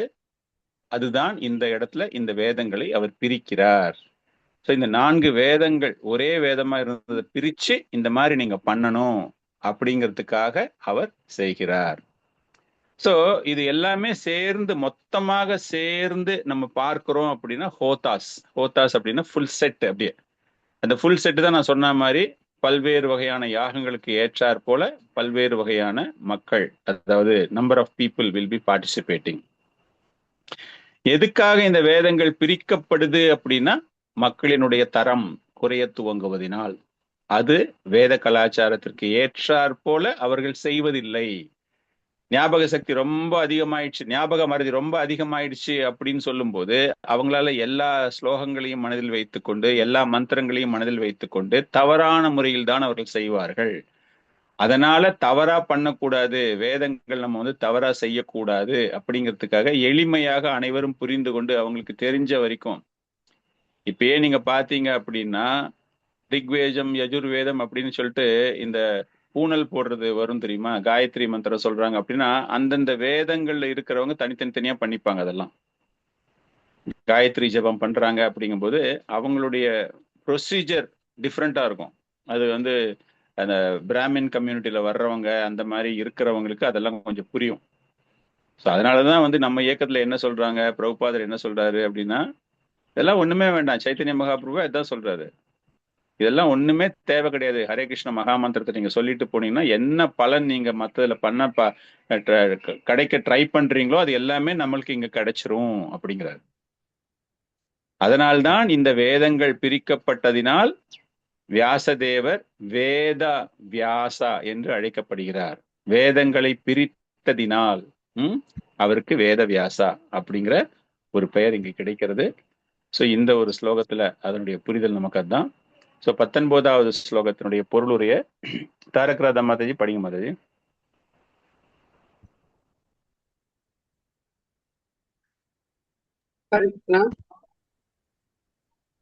படிங்க மாதாஜி. பொருளுரை. முன்பு யஜுர் என்னும் பெயர் கொண்ட வேதம் மட்டுமே இருந்தது. அதில் யாகங்களின் 4 பிரிவுகள் பிரத்யேகமாக குறிப்பிடப்பட்டு இருந்தது. ஆனால் அவற்றை இன்னும் சுலபமாக ஏற்றுவதற்கும் 4 சமூக பிரிவுகளில் கர்ணம் தொழிலை தூய்மைப்படுத்துவதற்காகவும் வேதம் 4 யாக பிரிவுகளாக பிரிக்கப்பட்டது. ரிக், யஜுர், சாம மற்றும் அதர்வ என்னும் 4 வேதங்களுக்கும் மேலாக புராணங்கள், மகாபாரதம், சம்ஹிதைகள் முதலானவை உள்ளன. இவை 5வது வேதம் எனப்படுகின்றன. ஸ்ரீல வியாசதேவரும் அவரது பல சீடர்களும் சரித்திர புகழ் பெற்றவர்கள் ஆவர். அவர்கள் இக்கலியுகத்தின் எல்லையிழந்த ஆத்மாக்களிடம் மிகவும் அன்பும் இரக்கமும் கொண்டிருந்தனர். இதனால் 4 வேதங்களையும் விளக்குவதற்காக சம்பந்தப்பட்ட சரித்திர நிகழ்ச்சிகளை கொண்டு புராணங்களும் மகாபாரதமும் எழுதப்பட்டன. புராணங்கள் மற்றும் மகாபாரதம் ஆகியவற்றின் அதிகாரத்தை யாராலும் மறுக்க முடியாது. அவை நிச்சயமாக வேதங்களின் பகுதிகள் தான். பொதுவாக சரித்திரங்கள் என்று அறியப்படும் புராணங்களும் மகாபாரதமும் 5வது வேதம் என சாந்தோக்கிய உபநிஷத்தில் 7.1.4 குறிப்பிடப்பட்டு உள்ளன. இதுவே வேத நூல்களின் உண்மையான மதிப்பை ஆராய்ந்து அறிய வழி என்று சில ஜீவகோஸ்வாமி கூறுகிறார். தேங்க்யூ மாதாஜி. 4 பிரிவாக பிரிக்கப்பட்ட வேதங்கள். இதுக்கப்புறம் அவர் என்ன பண்றாரு? வேதங்களை பிரிச்சாச்சு, வேற என்ன அடுத்தது பண்ண போறாரு அப்படிங்கிற விஷயம்தான் அடுத்த ஸ்லோகத்தில் வருகிறது. இந்த வேதங்கள் இல்லாமல் அவர் செய்த விஷயங்கள் என்ன அப்படிங்கிறத விவரிக்கக்கூடிய ஸ்லோகம் தான் 20வது ஸ்லோகம். ரிக் யஜூஷாம தர்வாக்யா வேதச்சார உதர்த்தஹா இதிஹாச புராணம் ச பஞ்சமோ வேத உஷ்யதே. பஞ்சமோ வேத உஷ்யதே. 4 வேதங்களை பிரித்த பிறகு பகவான், அதாவது வியாசதேவர் என்ன பண்றாரு அப்படின்னா, புராணங்கள் தேதி வாரியாக குரோனலாஜிக்கல், இந்த டேட்ல இது நடந்தது, அடுத்த டேட்ல what is the meaning of chronological, 1ஆம் தேதி என்ன நடந்தது, 2ல என்ன நடந்தது, 3 என்ன, 4 என்ன, அப்படி எழுதுறது குரோனலாஜிக்கல். அவர் அந்த மாதிரி எழுதல. ஹிஸ்டாரிக்கல் ஈவெண்ட்ஸ், அப்படியே ஒருத்தருடைய வாழ்க்கையை எடுத்தீங்க அப்படின்னா ஆரம்பத்துல இருந்து கடைசி வரைக்கும், அவர் பிறந்தாரு, ஸ்கூலுக்கு போனாரு, ஸ்கூல்ல சண்டை போட்டாரு, கல்யாணம் பண்ணிக்கிட்டாரு, எந்த டேட்ல எது நடந்ததுன்னு தெரியாது. பட் தட் சீக்வன்ஷியல் ஆர்டர், அந்த மாதிரி அந்த ஹிஸ்டாரிக்கல் ஃபேக்ட்ஸ், மகாபாரதம், புராணங்கள், பல்வேறு வகையான புராணங்கள் எல்லாமே பகவானை பத்தி தனித்தனியா அவர் செஞ்ச லீலைகள். மகாபாரதம் மாத்திரம் பகவானுடைய லீலைகள் தான். அது ஆக்சுவலா தர்மத்தை நிலைநாட்டுவதற்காக கிருஷ்ண அவதாரமாக வருகிறார், வந்து அந்த குருக்ஷேத்திர யுத்தம் புரிகிறார். ஆனா அந்த குருக்ஷேத்திர யுத்தம் எதனால் புரிகிறார் அப்படிங்கிறதுக்கு ரொம்ப பெரிய கதை எழுதுறாரு அவர். பாண்டவர்கள்னா யாரு, கௌரவர்கள்னா யாரு, கௌரவர்களுக்கு ஆதரவாக இருந்தது யாரு, பாண்டவர்களுக்கு ஆதரவாக இருந்தது யாரு அப்படின்னு சொல்லிட்டு அந்த ஃபுல் ஹிஸ்டரி ஆஃப் அந்த ஃபைட், யாருக்கு நடந்தது, எங்க நடந்தது, எப்ப நடந்தது, ஏன் நடந்தது, தட் இஸ் கால்டு ஹிஸ்டரி. அதை தொகுத்து வழங்குகிறார். That is called 5th Veda. 4 வேதங்கள் ஒவ்வொருத்தருமே எப்படி தங்களுடைய வாழ்க்கையை நடத்தி கொள்ள வேண்டும், பகவானினுடைய சிந்தனையில் எப்படி அவர்கள் தங்களை நிலைநிறுத்தி கொள்ள வேண்டும் அப்படிங்கிறதுக்காக சொல்லப்பட்டது.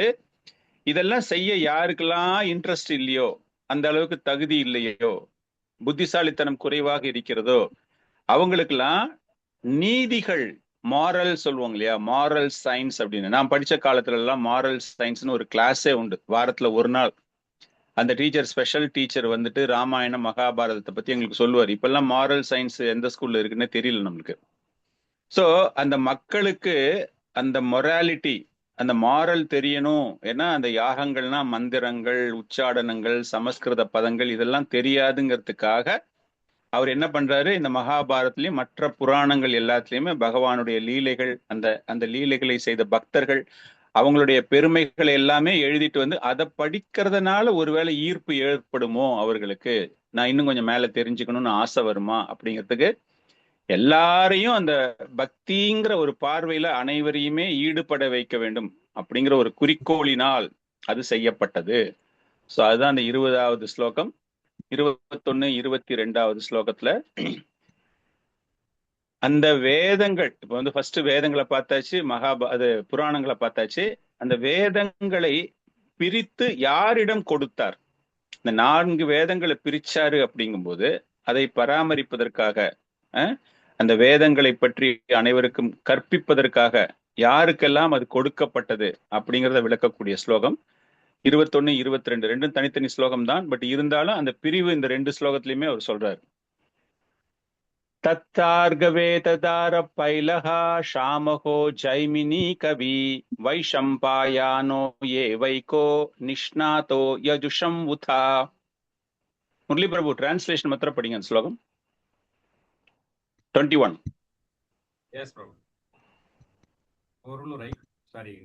மொழிபெயர்ப்பு. வேதங்கள் 4 பகுதிகளாக பிரிக்கப்பட்ட பின் பைல ரிஷி ரிக்வேதத்தின் பேராசிரியரானார். ஜெய்மினி சாமவேதத்திற்கு பேராசிரியரானார்.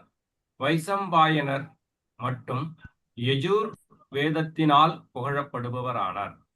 ஹரே கிருஷ்ணா. தேங்க்யூ பிரபுஜி. சோ இந்த வேதங்கள் பல்வேறு சீடர்களிடம் கொடுக்கப்படுகிறது. கற்றறிந்த சீடர்கள் எதற்காக? ஆன்மீகத்தை பல்வேறு வகைகளில் வளர்க்க வேண்டும் அப்படிங்கிறதுக்காக இவர்களுக்கு தரப்படுகிறது. 22 அதேதான். அந்த வேதங்கள் யார் யார்கிட்ட பிரிக்கிறோம் அப்படின்னா அதனுடைய கண்டினியூஷன் இது. அதர்வானா கிரஷம் ஆஷித் சுமந்தூர் தாருணோ முனிஹி இதிஹாச புராணானம் பீதமே ரோம ஹர்ஷனஹா. படிங்க சௌமியா மாதாஜி, டிரான்ஸ்லேஷன் பர்போர்ட் 2 படிங்க பார்க்கலாம். 22. கிருஷ்ணா பிரபுஜி. மொழிபெயர்ப்பும் பொருளுரையும் தந்த ஸ்ரீல பிரபுபாதேஜி. சுமந்த முனி எனப்படும் அங்கிர முனிவர் பக்தியில் ஈடுபட்டிருந்தார். அவரிடம் அதர்வ வேதம் ஒப்படைக்கப்பட்டது. மேலும் எனது தந்தையான ரோமஹர்ஷனிடம் புராணங்களும் சரித்திர குறிப்புகளும் ஒப்படைக்கப்பட்டன. அதர்வ வேதங்களில் கண்டிப்பாக கொள்கைகளை பின்பற்றுபவரான அங்கிர முனிவரே அதர்வ வேதங்களை பின்பற்றுபவர்களின் தலைப்பு இந்த ஸ்ருதி மந்திரங்களிலும் குறிப்பிடப்பட்டுள்ளது. ஹரே கிருஷ்ணா பிரபு. தேங்க்யூ மாதாஜி. சோ அந்த வேதங்கள் பிரிக்கப்பட்டது. ரிக்வேதம் பைல முனியிடம் தரப்படுகிறது. சாமவேதம் ஜைமினி முனியிடம் தரப்படுகிறது. யஜுர்வேதம் வைஷம்பாயனா. அடுத்த ஸ்லோகத்துல வந்துட்டு சுமந்து அதர்வ வேதம் யாருக்கு தரப்படுகிறதுனா சுமந்து அப்படிங்கிற ஒரு முனிவர் ஒரு சீடருக்கு தரப்படுகிறது. சோ ஒரு வேதம் என்பது 4ஆக பிரிக்கப்பட்டு 4 பிரதான சீடர்களிடம் 4 பிரிவுகளாக வேத அறிவை பாதுகாப்பதற்காக தரப்படுகிறது. இதுதான் புரிதல். சோ பைலா அப்படிங்கிறது யாரு அப்படின்னா வியாசதேவருடைய பிரதானமான சீடர்களில் அவரும் ஒருவர். ரிக்வேதம் அவரிடம் தரப்படுகிறது. இத என்ன அப்படின்னா அவர் பாதுகாக்க வேண்டும். இந்த ரிக்வேதங்கள்ல என்ன கொடுக்கப்பட்டிருக்கிறது அப்படிங்கிற ஒரு விஷயம் இவர் என்ன பண்றாருன்னா அவருடைய சீடர்கிட்ட கொடுத்துறாரு. ஃபார் எக்ஸாம்பிள் ஒரு 1000 ஸ்லோகம் இருக்கக்கூடிய ஒரு புத்தகம் அவர் என்ன பண்றாரு, ஒரு 10 பேரை பிடிக்கிறார் அவருடைய சீடர்கள். சோ குரு சிஷ்யா பரம்பரா அப்படிங்கிறது எப்படி வருது அப்படின்னு நம்ம தெரிந்து கொள்ள வேண்டும் என்றால் வியாசதேவர் தன்னுடைய சீடர்களுக்கு கொடுத்து அந்த சீடர்கள் என்ன பண்றாங்க அப்படின்னா இப்ப பைலமுனிகிட்ட கொடுக்கும்போது அந்த ரிக்வேதம் என்பது அவருடைய சீடர்கள் அதை அப்படியே அவங்க பிரிக்க ஆரம்பிக்கிறாங்க. ரிக்வேத தார பைலகா அந்த மாதிரி பார்க்கும்போது அந்த ரிக்வேதத்துக்கு ஓவரால் இன்சார்ஜ் அவரு தான். ஃபார் எக்ஸாம்பிள் நீங்க ஒரு பையன் 10வது படிக்கிறான் அப்படின்னா கிளாஸ் டீச்சர்னு ஒருத்தர் இருப்பாரு. சப்ஜெக்ட் வைஸ் ஒரு டீச்சர்னு இருப்பாங்க. அந்த சப்ஜெக்ட் வைஸ் டீச்சர் எல்லாமே they will report about the student to the class teacher. கரெக்டா? அந்த மாதிரி இந்த பிரிக்கப்பட்ட சீடர்கள் எல்லாமே இவங்கெல்லாம் யாருடைய சீடர்கள்? எல்லாருமே பைல முனிவனுடைய சீடர்கள். நாட்டு வியாசதேவர் சீடர்கள் கிடையாது. வியாசதேவர் சீடர் பைலாவுடைய சீடர்கள் நிறைய பேரு. அவங்க அதே அந்த விஷயத்தை அப்படியே அந்த வேத கலாச்சாரங்கள் அந்த மரபு அது எல்லாமே அப்படியே மாறாமல் அவங்க என்ன பண்றாங்க அப்படின்னா அதை தொகுக்க துவங்குகிறார்கள். சோ ரிக்வேதத்திற்கு உரிமையாளராக பைலா. அதே மாதிரி ஜைமினி சாமவேதத்துல இசை அதிகமாக இருக்கும். தட் மீட்டர், சமஸ்கிருத மீட்டர்னு சொல்றது எப்படின்னா ஒரு பாடலோடு நம்ம பேசுவது அப்படிங்கிற சமஸ்கிருதம் வேறு, பாடுவது அப்படிங்கிற சமஸ்கிருதம் வேறு. அதுல அந்த குரல் இனிமை கிடையாது. அந்த அந்த மீட்டர் அப்படி மேல இழுத்து நீங்க கோயில்கள்ல காலங்கத்தால கோயில்கள்ல இந்த ஸ்ரீ சம்பிரதாய கோயில்கள்லாம் நீங்க போயிருந்தீங்கன்னா காலையில கேட்கலாம். ஸ்ரீரங்கம் போனீங்கனாலோ இல்ல வேற எங்கேயாச்சும் கோயில்களுக்கு ஒரு 4:30 மணி 5 மணிக்கு போனீங்க அப்படின்னா ஒரு குரூப் ஆஃப் பிராமின்ஸ் அவங்க பாடிக்கிட்டு இருப்பாங்க. அந்த ராகமே பாத்தீங்கன்னாலே அப்படியே நம்மளுக்கு அப்படியே மெய் மறந்து நம்ம அப்படியே கேட்கிற மாதிரி இருக்கும். அது எல்லாமே சாம வேதத்தை மையமாக வைத்து சாமகோ ஜெய்மினகன்னா சாம வேதத்திற்காக ஜைமினி தரப்படுகிறார். இந்த ஜைமினி என்ன பண்றாருன்னா பின்னாடி பூர்வ மீமாம்சா அப்படின்னு ஒரு ஸ்கூல் ஆரம்பிச்சிடுறாரு.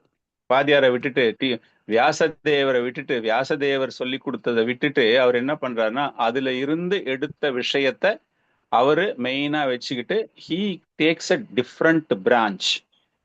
அதுக்காக அவர் வந்து ஒரு புதுமையா ஏதாச்சும் கருத்துக்கள் சொன்னாரா? இல்ல. அதே கருத்துக்கள் தான் அவர் அதுல ஒரு பர்டிகுலர் பாயிண்ட் மாத்திரம் எடுத்துப்பாரு. ஃபார் எக்ஸாம்பிள், அந்த யாகங்கள் வளர்க்கும் போது தேவ வழிபாடு, இந்த மீமாம்சா ஸ்கூல் அப்படிங்கிறது it is about karmic activities. இந்த மீமாம்சால அவர் அதுல என்ன நினைச்சிடுறாரு, சரி இவங்க கிட்ட எல்லாம் கொஞ்சம் ரொம்ப ஹையா போய் பேசினா புரியாம இருக்கும், அவங்கள வந்து கொஞ்சம் அட்ராக்ட் பண்ணலாம் அப்படிங்கிறதுக்காக பௌதீக வழிபாட்டு முறையில் அவர்களுக்கு என்னென்ன அவங்களுக்கு கிடைக்க போகுது, அறம் இன்பம் வீடு இல்லையா, அறம் இன்பம் பொருள், வீடு தான் லாஸ்ட், முக்தி இஸ் லாஸ்ட், வீடு.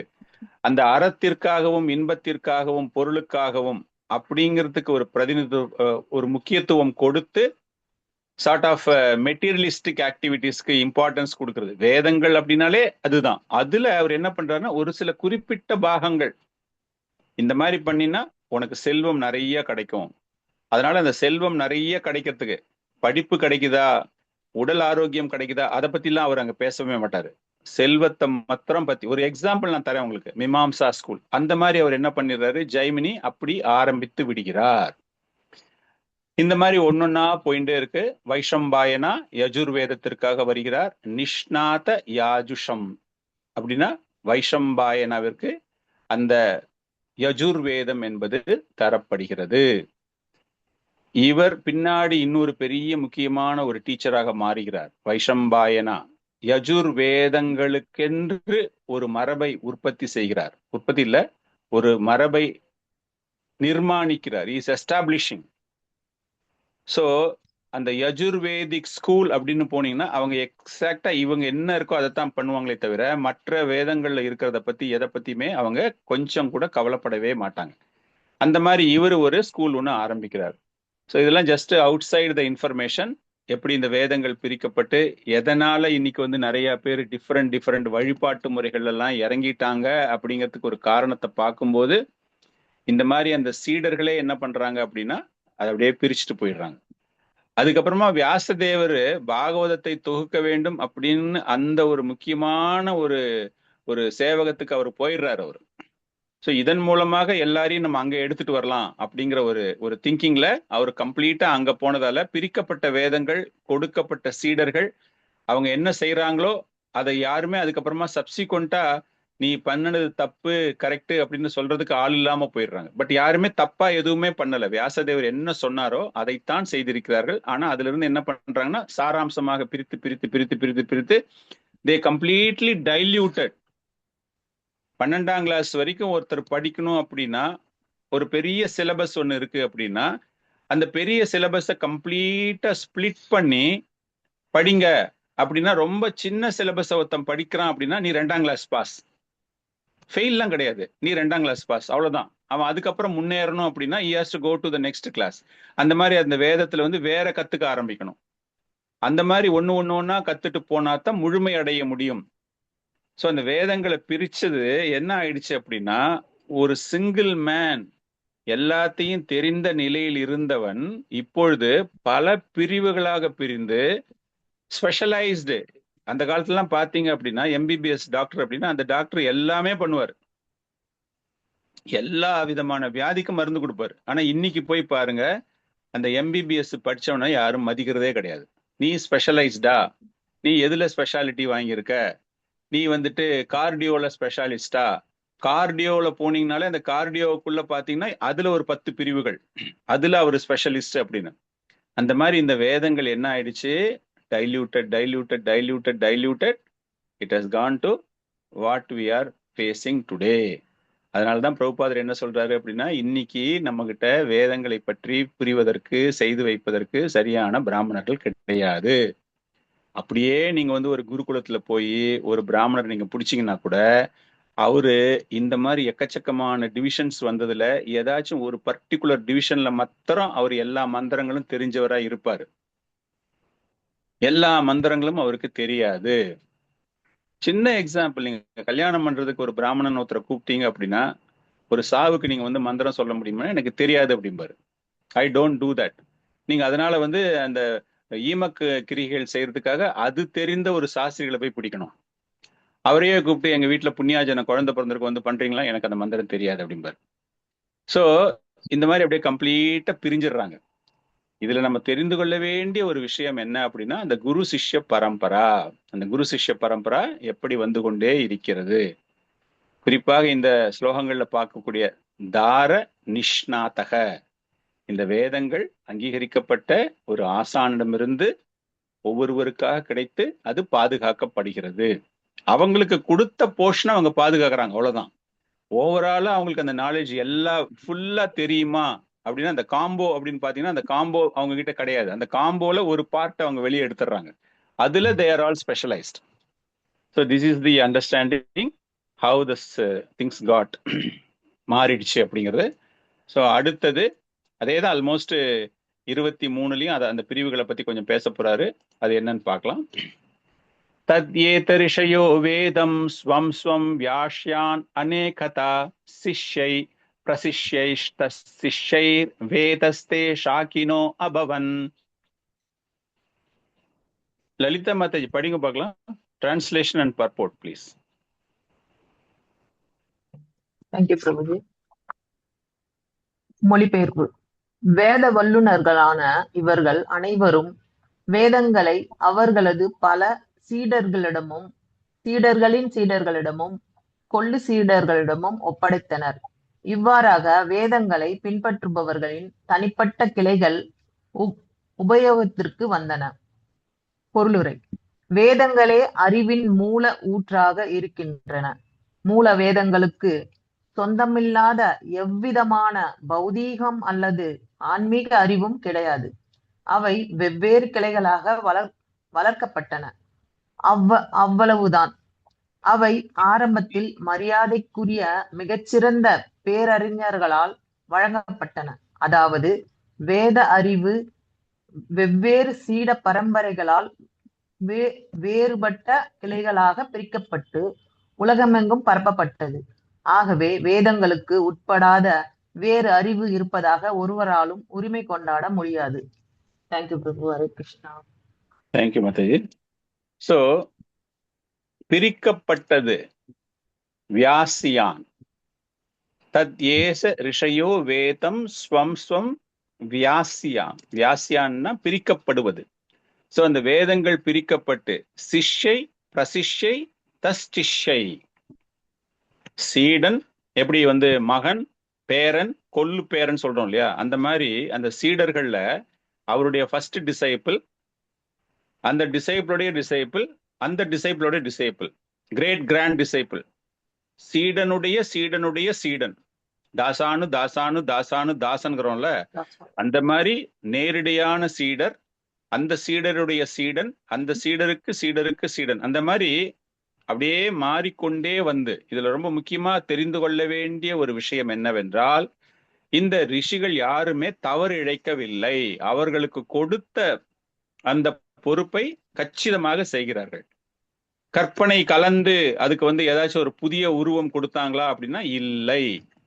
அதுல இருக்கிறது தான் அப்படியே அவங்க எடுத்துக்கிறாங்க. இதை அவர்கள் பல்வேறு கிளைகளாக பிரித்து, அந்த பல்வேறு கிளைகளாக பிரித்து அதை மக்களுக்கு வழங்க வேண்டும் அப்படிங்கிறதால அது என்ன ஆயிடுச்சுன்னா கம்ப்ளீட்டா அது டைல்யூட் ஆகி வந்துடுச்சு. ஸோ ஆரம்பத்துல இருந்து நம்ம பார்த்தோம் அப்படின்னா வேதங்கள் வியாசதேவரிடமிருந்து பைலமுனி, ஜைமினி, வைஷம்பாயன, சுமந்து, அவருடைய சீடர்கள், அவருடைய சீடர்கள், அவருடைய சீடர்கள், சகாக்கள் சொல்றோம் இல்லையா, அந்த மாதிரி நிறைய பேர் வந்து அந்த குரு பரம்பரா அப்படின்னு சொல்றதுக்கான அந்த விஷயங்கள் தான் இங்கு நடந்திருக்கின்றன. ஸோ அந்த இதுவும் படிச்சுட்டீங்க, நீங்க பர்போர்ட்டை படிச்சாச்சு. அடுத்தது என்ன காரணத்திற்காக இவை பிரிக்கப்படுகின்றன, எல்லாமே முழுமையா எல்லாராலையுமே ஏத்துக்க முடியாது. அதனால 24, 25வது ஸ்லோகங்கள் எதனால மகாபாரதம் எதற்காக செய்யப்பட்டது, இவ்வளவு பிரிவுகள் கொடுத்தும் அது சரியாக இயங்கவில்லையோ, சரியாக மக்கள் அதை புரிந்து கொள்ளவில்லையோ, அதனுடைய பலன் முழுமையாக அவங்களுக்கு கிடைக்கலையோ அப்படிங்கிற ஒரு எண்ணம் அவர் மனதில் தோன்றி, வியாசதேவர் மனதில் தோன்றி, அவர் என்ன பண்றாருன்னா மகாபாரதத்தை யாருக்காக செய்கிறாரு? பெண்களுக்காக, சூத்திரர்களுக்காக, த்விஜ பந்துக்களுக்காக, பிராமண குடும்பத்தில் பிறந்திருந்தாலும் பிராமணர்களாக இல்லாமல் இருப்பவர்களுக்காக த்விஜபந்துக்கள் 24, 25ல அதை பத்தி தான் பேச போறாரு. So we will go to shloka number 24. Hare Krishna Prabhu. Prabhu, நமக்கு இந்த யஜுர்வேதத்துல கிருஷ்ண யஜுர்வேதம் சுக்ல யஜுர்வேதம்னு இருக்குல்ல பிரபு, அப்ப அது ரெண்டும் பிரான்ச்சஸா இல்ல ஒன்னே தானே பிரபு? பிரான்ச்சஸ் தான் எல்லாமே பிரான்ச்சஸ். ஸோ நம்ம அதில் ஃபுல்லா டீப்பா போய் பார்த்தோம்னா மேபி க்ளோரிஃபைங். இப்போ சாமவேதம்லாம் நீங்க எடுத்தீங்க அப்படின்னா சாமவேதத்துல you cannot perform any rituals. சாமவேதம் is only glorification.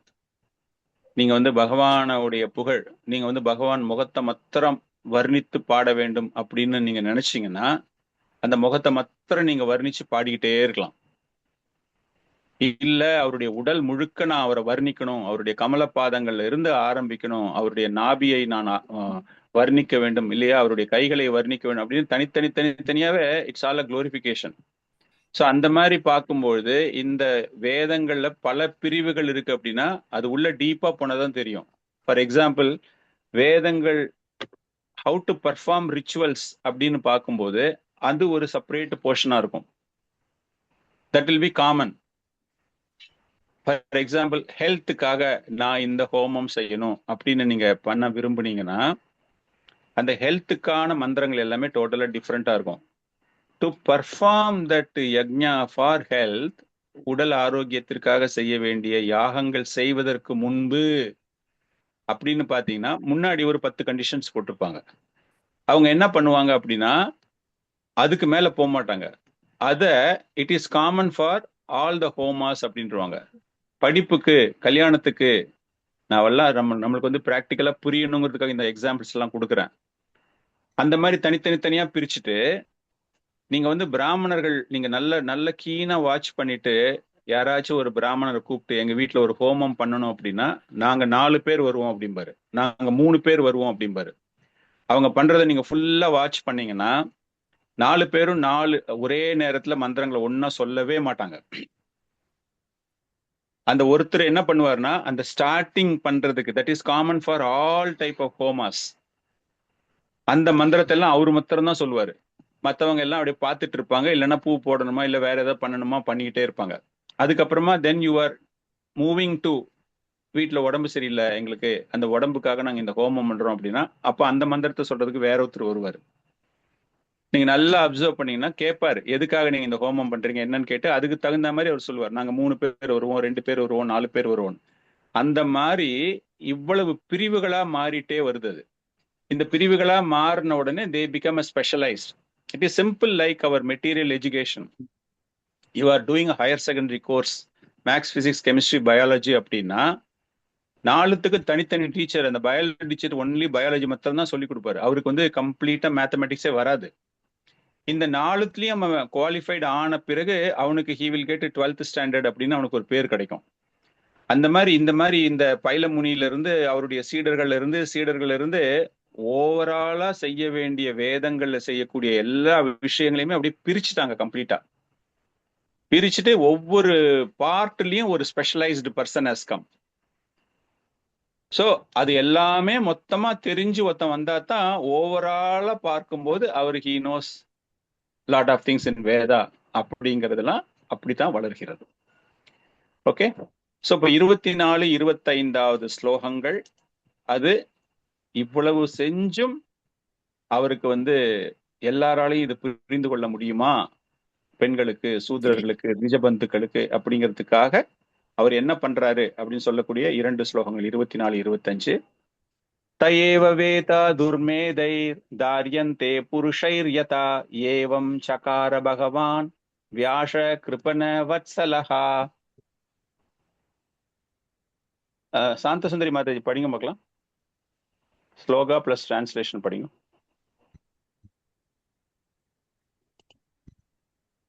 Hare Krishna பிரபு. 24 தானே பிரபு? ஆமா மாதாஜி.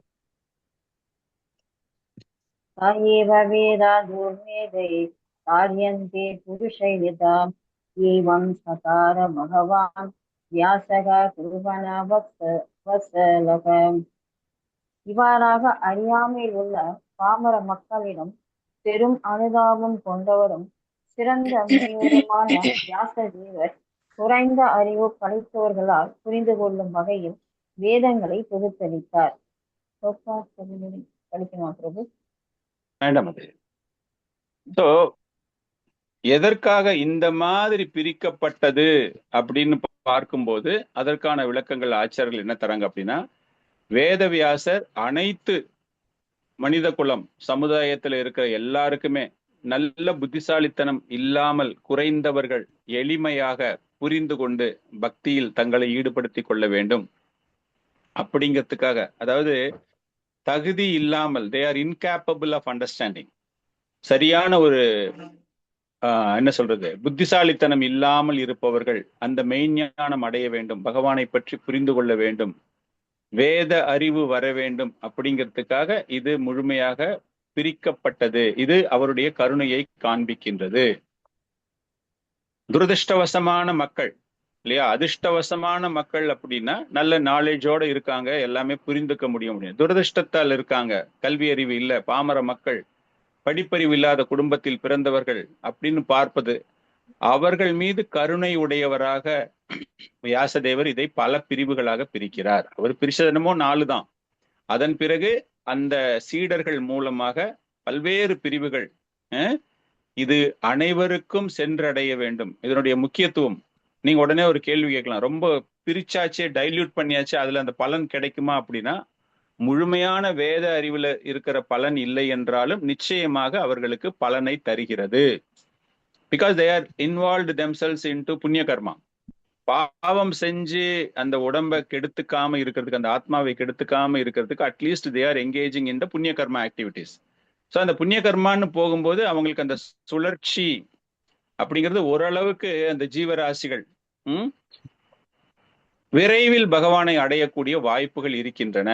அதனால தான் அந்த கருணையை வேதவியாசர் அவர் அங்கு காண்பிக்கிறார். சின்ன சின்ன சின்ன பிரிவுகளாக பிரித்து, ஒண்ணுமே தெரியாதவன், மந்த புத்தி உடையவன், அவங்க எல்லாருக்குமா அதை செய்யணும் அப்படின்னு. காரணம் பகவானே அவர் தான் இல்லையா. அந்த பகவானினுடைய கருணை என்னது, எல்லாரும் எவ்வளவு விரைவில் என்னை வந்து அடைய வேண்டும் அப்படின்னு பாக்குறாங்க இல்லையா. சோ அதற்காக இது அது போல பிரித்து தரப்படுகிறது அப்படிங்கிறது தான் இந்த இடத்துல நம்ம புரிந்து கொள்ளக்கூடிய விஷயம். படிங்க சாந்த சுந்தரி மாதாஜி, அந்த பர்போர்ட் ஃபுல்லா படிங்க. 24.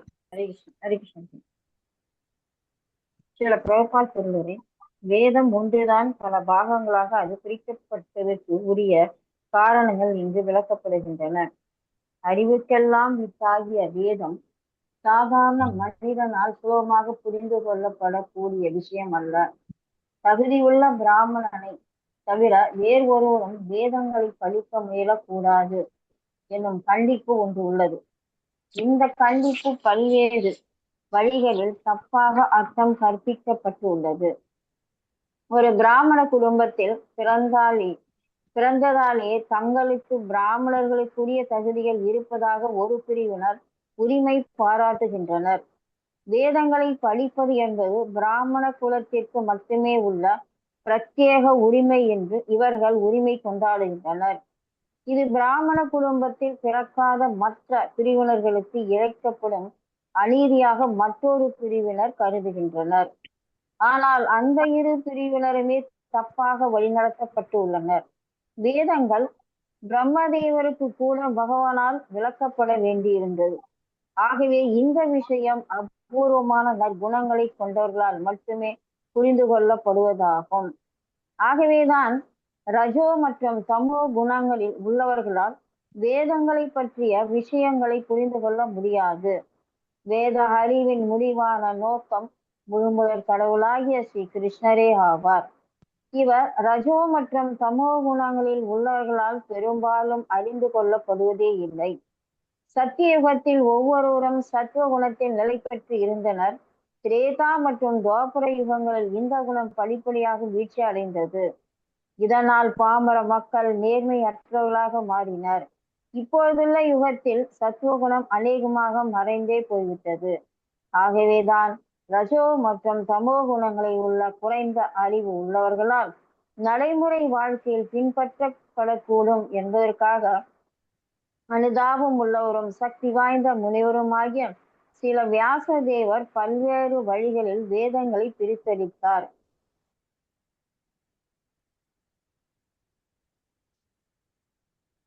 ஹரே கிருஷ்ணா. என்னாச்சு, ஃப்ரீஸ் ஆயிட்டாங்களா? ஹரே கிருஷ்ணா பிரபு. யார ஹரே கூப்பிட்டாங்க இல்ல பிரபு? இல்ல, சாந்த சுந்தரி மாதாஜி. சாந்த சுந்தரி மாதாஜி. ஓகே. சோ இந்த பர்போர்ட்ல நம்ம பார்த்தோம் அப்படின்னா, பிரபுபாதர் எழுதும்போது இந்த வேதங்கள் என்பது பிராமண குலம், அதுக்கு ஒரு உதாரணம் கூட அவர் கொடுக்கிறார். பிராமண குலம் தான் நம்ம நினைச்சிடக்கூடாது. பிரம்மதேவருக்கே கூட பகவானினுடைய உதவி தேவைப்படுகிறது இந்த ஞானத்தை தருவதற்காக. சோ இந்த கலியுகத்துல என்ன ஆயிடுது, அந்த சத்துவ குணத்துல இருக்கிறவங்க ரொம்ப ரொம்ப கம்மியா போயிடுறாங்க. அவங்களால அந்த அளவுக்கு எளிமையாக புரிந்து கொள்ள முடியாது. எனவே கருணையுடைய வியாசதேவர் அனைத்து மக்களுக்கும் இதை பற்றிய ஒரு விஷயங்கள் விளக்க வேண்டும் அப்படிங்கிறதுக்காக இந்த வேதங்களானது பிரிக்கப்படுகிறது. பிரிக்கப்பட்டு அந்த பலன் அனைவருக்கும் தர வேண்டும் அப்படிங்கிற ஒரு விஷயம்தான். அடுத்த ஸ்லோகம் பாத்தீங்கன்னா, அதுலேயே ரொம்ப குறைந்த அறிவு இருப்பவர்கள், தமோ குணத்துல ஒரு கிரேட் ஒண்ணு போட்டீங்கன்னா அதுல ரொம்ப லோவஸ்ட் கிரேட்ல இருக்கிறவங்களுக்காக அவர் என்ன பண்றாரு இல்லையா, ரஜோகுணம் தமோகுணம் கலந்த கலவை, அந்த மாதிரி இருக்கிறவங்களுக்கு இந்த வேதங்கள் பகவானை பற்றி புரிவது அப்படிங்கிறது, ஏன்னா எப்பவுமே அவங்க குணங்கள் அந்த மாதிரி தான் இருக்கு.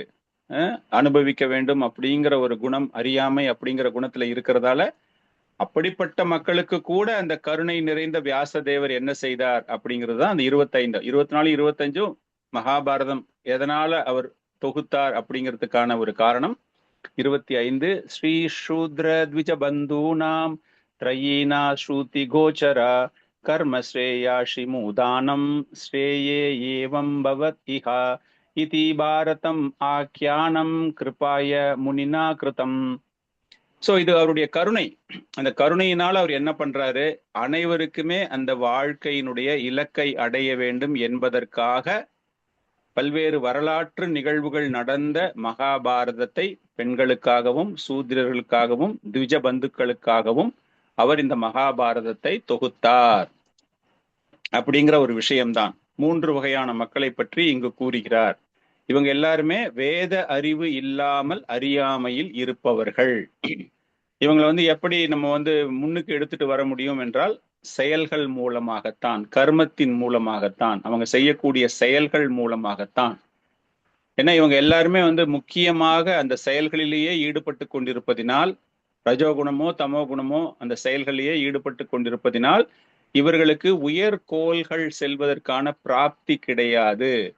அதனால அந்த கருணையினால் இவர்கள் அனைவருக்குமே அதை புரிய வைக்க வேண்டும் அப்படிங்கிற ஒரு விஷயத்திற்காக இந்த மகாபாரதம் என்பது அவரினால் தொகுக்கப்படுகிறது. அந்த மகாபாரதத்திலேயே பார்த்தீங்க அப்படின்னா ஒரு பகுதியாக பகவத்கீதை, வேதங்களை கூறக்கூடிய வேதங்களின் சாராம்சமான பகவத்கீதையையும் அவர் வைத்திருக்கிறார். சோ இதெல்லாமே படிச்சுட்டு வரும்போது அவருடைய மனசுல அந்த மாதிரி ஒரு எண்ணங்கள் இருக்கின்றன. இந்த மாதிரி அதை படிச்சுட்டே வரும்பொழுது அவங்களுக்கு பகவான் எப்படி போதனைகள் தருகிறார் அர்ஜுனனுக்கு அப்படின்னு, அந்த வீழ்ச்சி அடைந்த ஆத்மாக்கள், கட்டுண்ட ஆத்மாக்களுக்கும் நம்ம நல்லது செய்யணும் அங்கிற ஒரு விஷயம் அவர்களுக்கு நிச்சயமாக தேவைப்படுகிறது.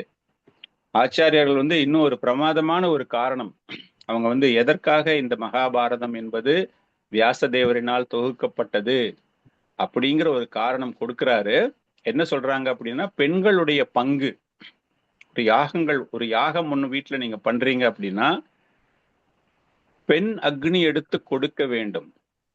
அந்த பெண் அக்னி எடுத்து கொடுத்துதான் அந்த யாகமானது வளர்க்கப்பட வேண்டும். இன்னைக்கெல்லாம் நீங்க பாத்தீங்க அப்படின்னா உங்க வீட்டுல நீங்க ஏதாச்சும் ஒரு ஹோமம் ஒண்ணு பண்றீங்க அப்படின்னா வர்ற சாஸ்திரிகள் என்ன பண்ணுவாரு, விரட்டி போடுவாரு. அந்த ஹோதாஸ்ன்னு சொல்றோம் இல்லையா, அந்த விறகுகள் எல்லாமே போட்டுட்டு ஒரு சில பேர் கெரசனை ஊத்துவாங்க. கிராமங்கள்ல போய் பாத்தீங்கன்னா கெரசனை லைட்டா ஊத்துவாங்க. அப்படி இல்லையா கற்பூரத்தை வச்சு, கற்பூரம் பிரதானமாக நிறைய பேர் செய்யறாங்க, கற்பூரத்தை வச்சுட்டு மேட்ச் ஸ்டிக்ல வச்சு அப்படி பத்த வச்சு போடுவாங்க. இதுதான் இன்னைக்கு செய்யற விஷயம்.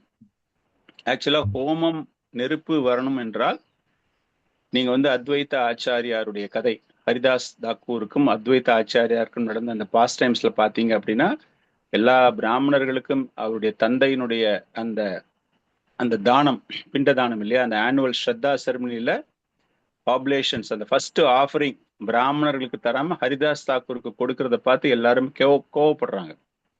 அப்போ அவர் என்ன சொல்றாருன்னா, உங்ககிட்ட இல்லாத குணங்கள், அந்த பிராமண தன்மைகள் எதுவுமே இல்லை, ஆனா அவர்கிட்ட இருக்குப்பாரு. அவர் மந்திரம் மூலமாகவே நெருப்பை வரவழைப்பார், உங்களால் அது பண்ண முடியாது.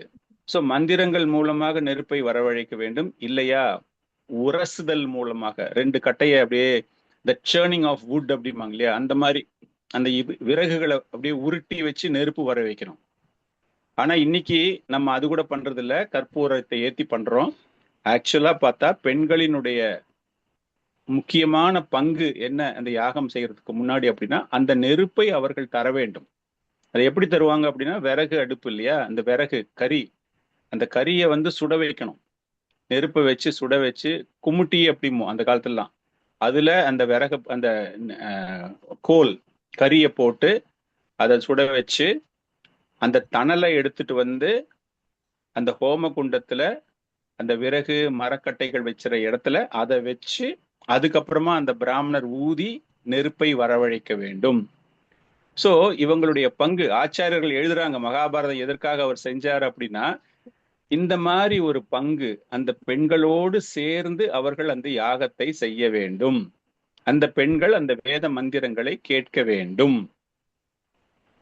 ஒருவேளை இந்த பெண்களுடைய கணவர் இறந்து விட்டாலோ அல்லது மகன்கள் இல்லாமல் இருந்தாலோ இவர்களுக்கு எப்படி முக்தி கிடைக்கும்? இவர்கள் எப்படி இது போன்ற யாகங்களில் தங்களை ஈடுபடுத்திக் கொள்வார்கள்? எனவே இது போன்ற பெண்களுக்கு, சூத்திரருடைய பெண்களுக்கு, மனைவிகளுக்கு, சத்திரியருடைய மனைவிகளுக்கு, கணவன் எல்லாமே இறந்து விட்டாங்க, மகன்கள் கிடையாது அப்படிங்கும் போது இந்த மாதிரி பெண்களுக்கு இவர்கள் வேத மந்திரத்தை கேட்க முடியாது. எனவே அமர்ந்து கொண்டு அந்த யாக குண்டத்தில் கணவனுக்கு இவர்களால் பணிவிடை செய்ய முடியாது. சோ இவங்கெல்லாம் எப்படி முக்தி அடைவார்கள்? இவர்கள் எப்படி மேலிடத்தை அடைவார்கள்? அப்படிங்கிறதுக்காக இந்த மகாபாரதமானது தொகுத்து தரப்படுகிறது அப்படிங்கிற ஒரு காரணத்தையும் ஆச்சாரியார்கள் மகாபாரதம் தொகுத்ததற்கான காரணத்தை கூறுகிறார்கள். சோ வேதங்கள் பிரிக்கப்பட்டு விட்டன.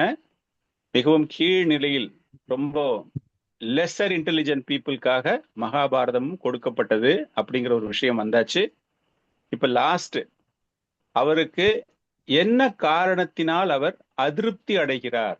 இவ்வளவு பெரிய படைப்புகள் செஞ்சிருக்காரு அவர் இல்லையா, இவ்வளவு பண்ணியாச்சு. இதுக்கு பின்னாடி போய் அவர் ஸ்ரீமத் பாகவதத்தை தொகுக்க போயிறார், அது வேற விஷயம்.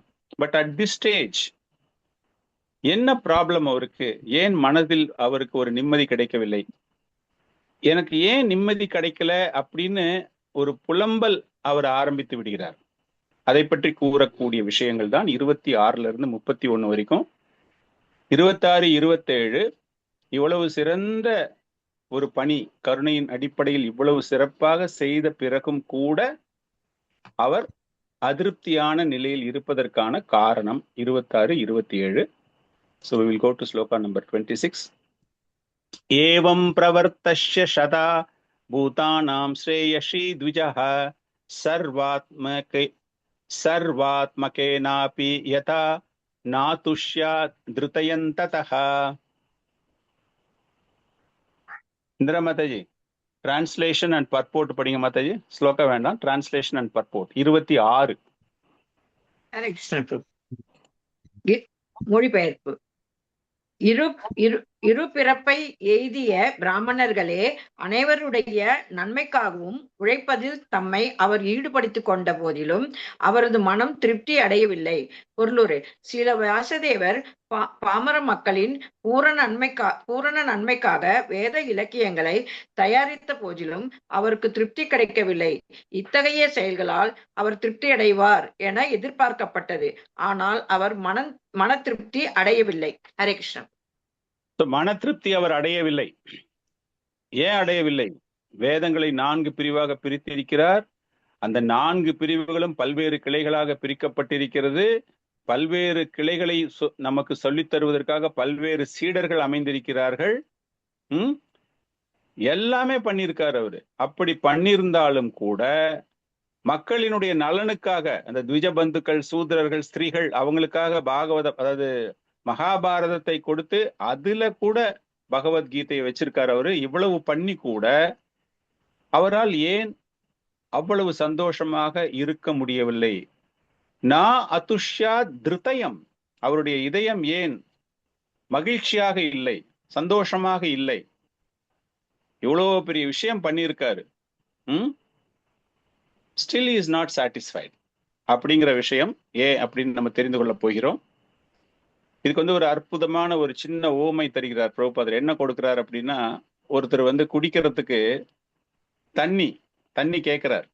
ரொம்ப ரொம்ப தாகமா இருக்கு, எனக்கு தண்ணி கொடுங்க அப்படின்னு கேட்கும்போது அவருக்கு தண்ணி கொடுக்குறாங்க. தண்ணி கொடுக்கும்போது அந்த கிளாஸ் வந்து அவ்வளவு அழகான ஒரு கிளாஸ் இருக்கு. இந்த கிளாஸை வந்து அந்த அளவுக்கு டெக்கரேட் பண்ணியிருக்காங்க. இந்த கிளாஸ்ல என்ன தண்ணி இருக்கு தெரியுமா? தூய்மையான கங்கை தண்ணி இருக்கு, அப்படி இருக்குன்னு அந்த அந்த அந்த நீரை பற்றிய வர்ணனை எல்லாமே கொடுக்கப்பட்டிருக்கிறது. த கெமிஸ்ட்ரி ஆஃப் வாட்டர் எல்லாமே எக்ஸ்பிளைன்டு. ஆனா அதுக்குள்ள தண்ணி இல்லை. அப்ப அந்த தாகம் அவனுக்கு தீருமா? ஸோ தாகத்தை தீர்க்கக்கூடிய அந்த நீரானது அந்த கிளாஸ்ல இல்லை. அந்த மாதிரி இங்க வியாசதேவர் எக்கச்சக்கமா எல்லாமே பண்ணிட்டாரு. ஆனா அந்த பக்தி, அந்த பகவானை பற்றி தெரிந்து கொள்ள வேண்டும், அந்த ஆத்மாவினுடைய தாகத்திற்கு தேவையான நீரை அவர் தரவில்லை அப்படிங்கிறாங்க ஆச்சாரியர்கள்லாம். அதனாலதான் அவருக்கு அந்த ஆத்மா திருப்தி அடையவில்லை. அவருடைய இதயமானது அதிருப்தியில் இருக்கின்றது. அப்படிதான் இந்த 26வது ஸ்லோகம். 26வது ஸ்லோகத்துல வந்து we don't have much big purport. So அந்த பர்போட்டு தான் பொதுவான மக்களுக்கு வந்து நலனுக்காக செய்த அவர் பகவானை பற்றிய சிந்தனை எதுவுமே அதுல இல்லாத மாதிரி பண்றதால அவருடைய மனது அமைதியற்ற நிலைக்கு செல்கிறது. 27 ந அதிப்ராஷிதா திருதயः சரஸ்வத்யாஸ்ததேஷு சௌ விதர்க்காயன் விவிக்தஸ்தா இதம் சோவாச்ச தர்மவீத். லலிதா மாதாஜி, நீங்க லீலா வன்ய மாதவி தாதி, லீலா லாவண்யா படிங்க மாதாஜி. ஸ்லோகா 27 டிரான்ஸ்லேஷன் பர்போர்ட் ரெண்டுமே படிங்க. ஓகே பிரபுஜி. இவ்வாறாக மன திருப்தி அடையாத முனிவர் உடனே சிந்திக்க துவங்கினார். மதத்தின் சாராம்சத்தை அவர் அறிந்திருந்ததால் தமக்குள் பின்வருமாறு சொல்லிக் கொண்டார். பொருளை முனிவர் மனநிறைவு பெறாதற்கான காரணத்தை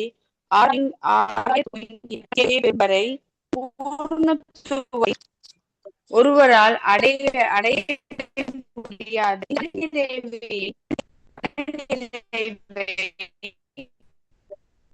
ஏன் எல்லாருக்கும் சிக்னல் ரொம்ப வீக்கா இருக்கு? நிறைய பேருக்கு சிக்னல் வீக். இல்ல ஜன்னல் பக்கத்துல உட்காந்துக்கோங்களேன். வீடு அந்த மாதிரி இருக்கா தெரியல.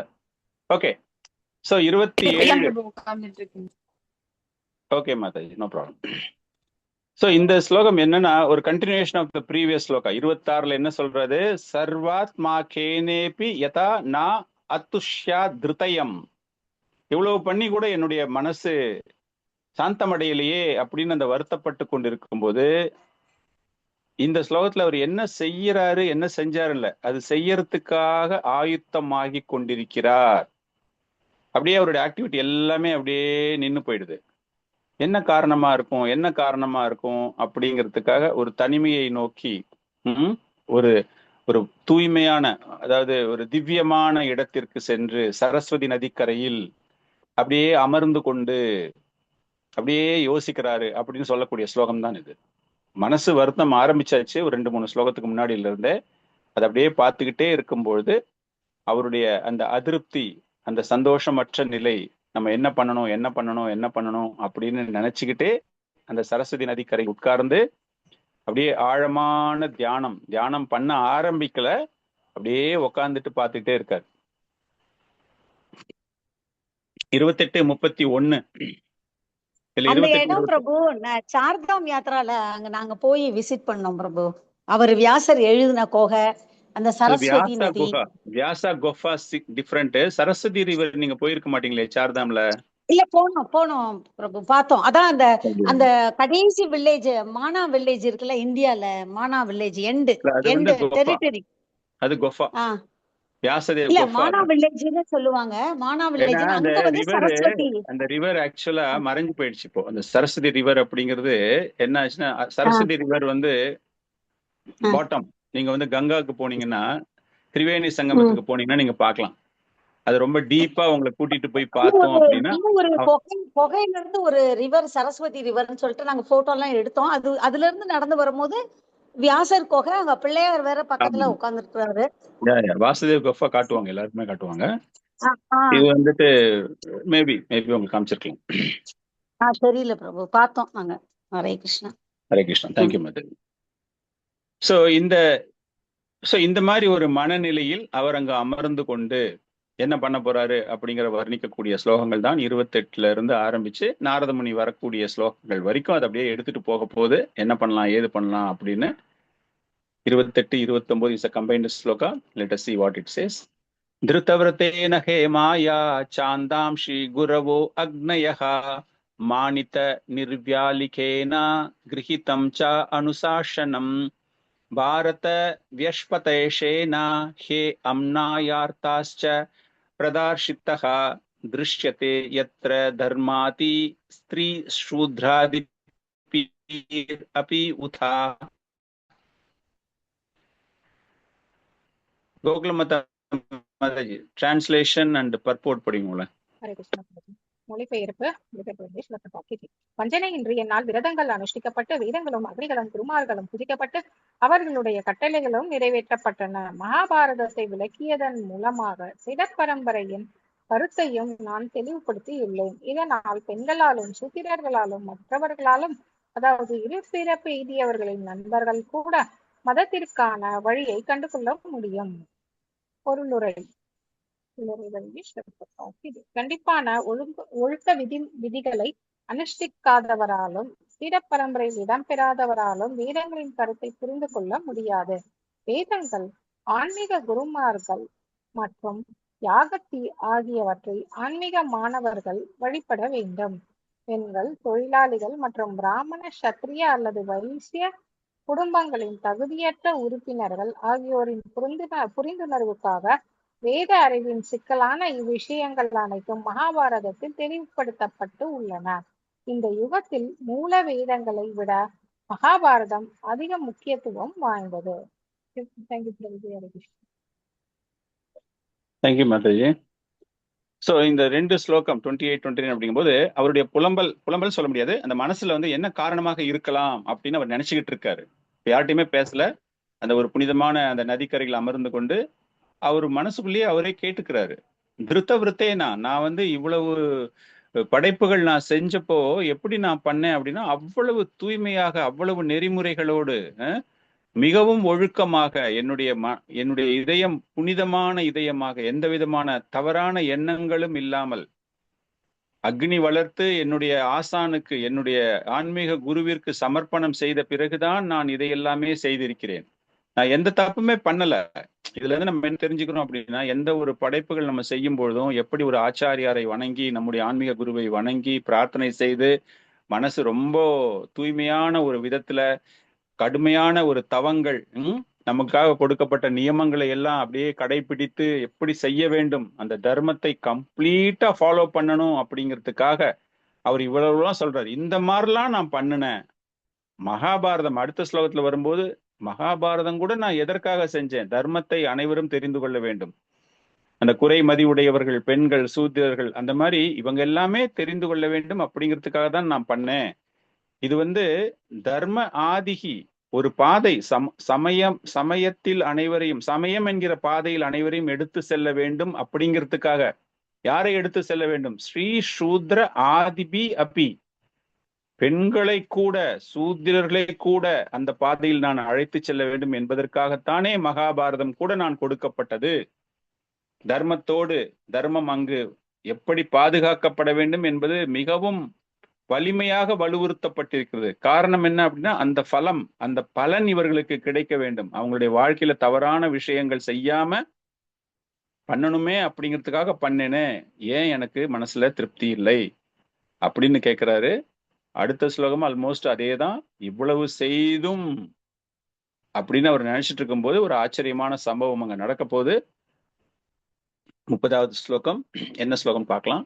ததாபி பதமே தைஹ்யோ ஹே ஆத்மா சைவாத்மனா விபுஹு அசம்பன்னா இவ பத்தி பிரம்ம வர்ஷஸ்ய ஷதாமஹா.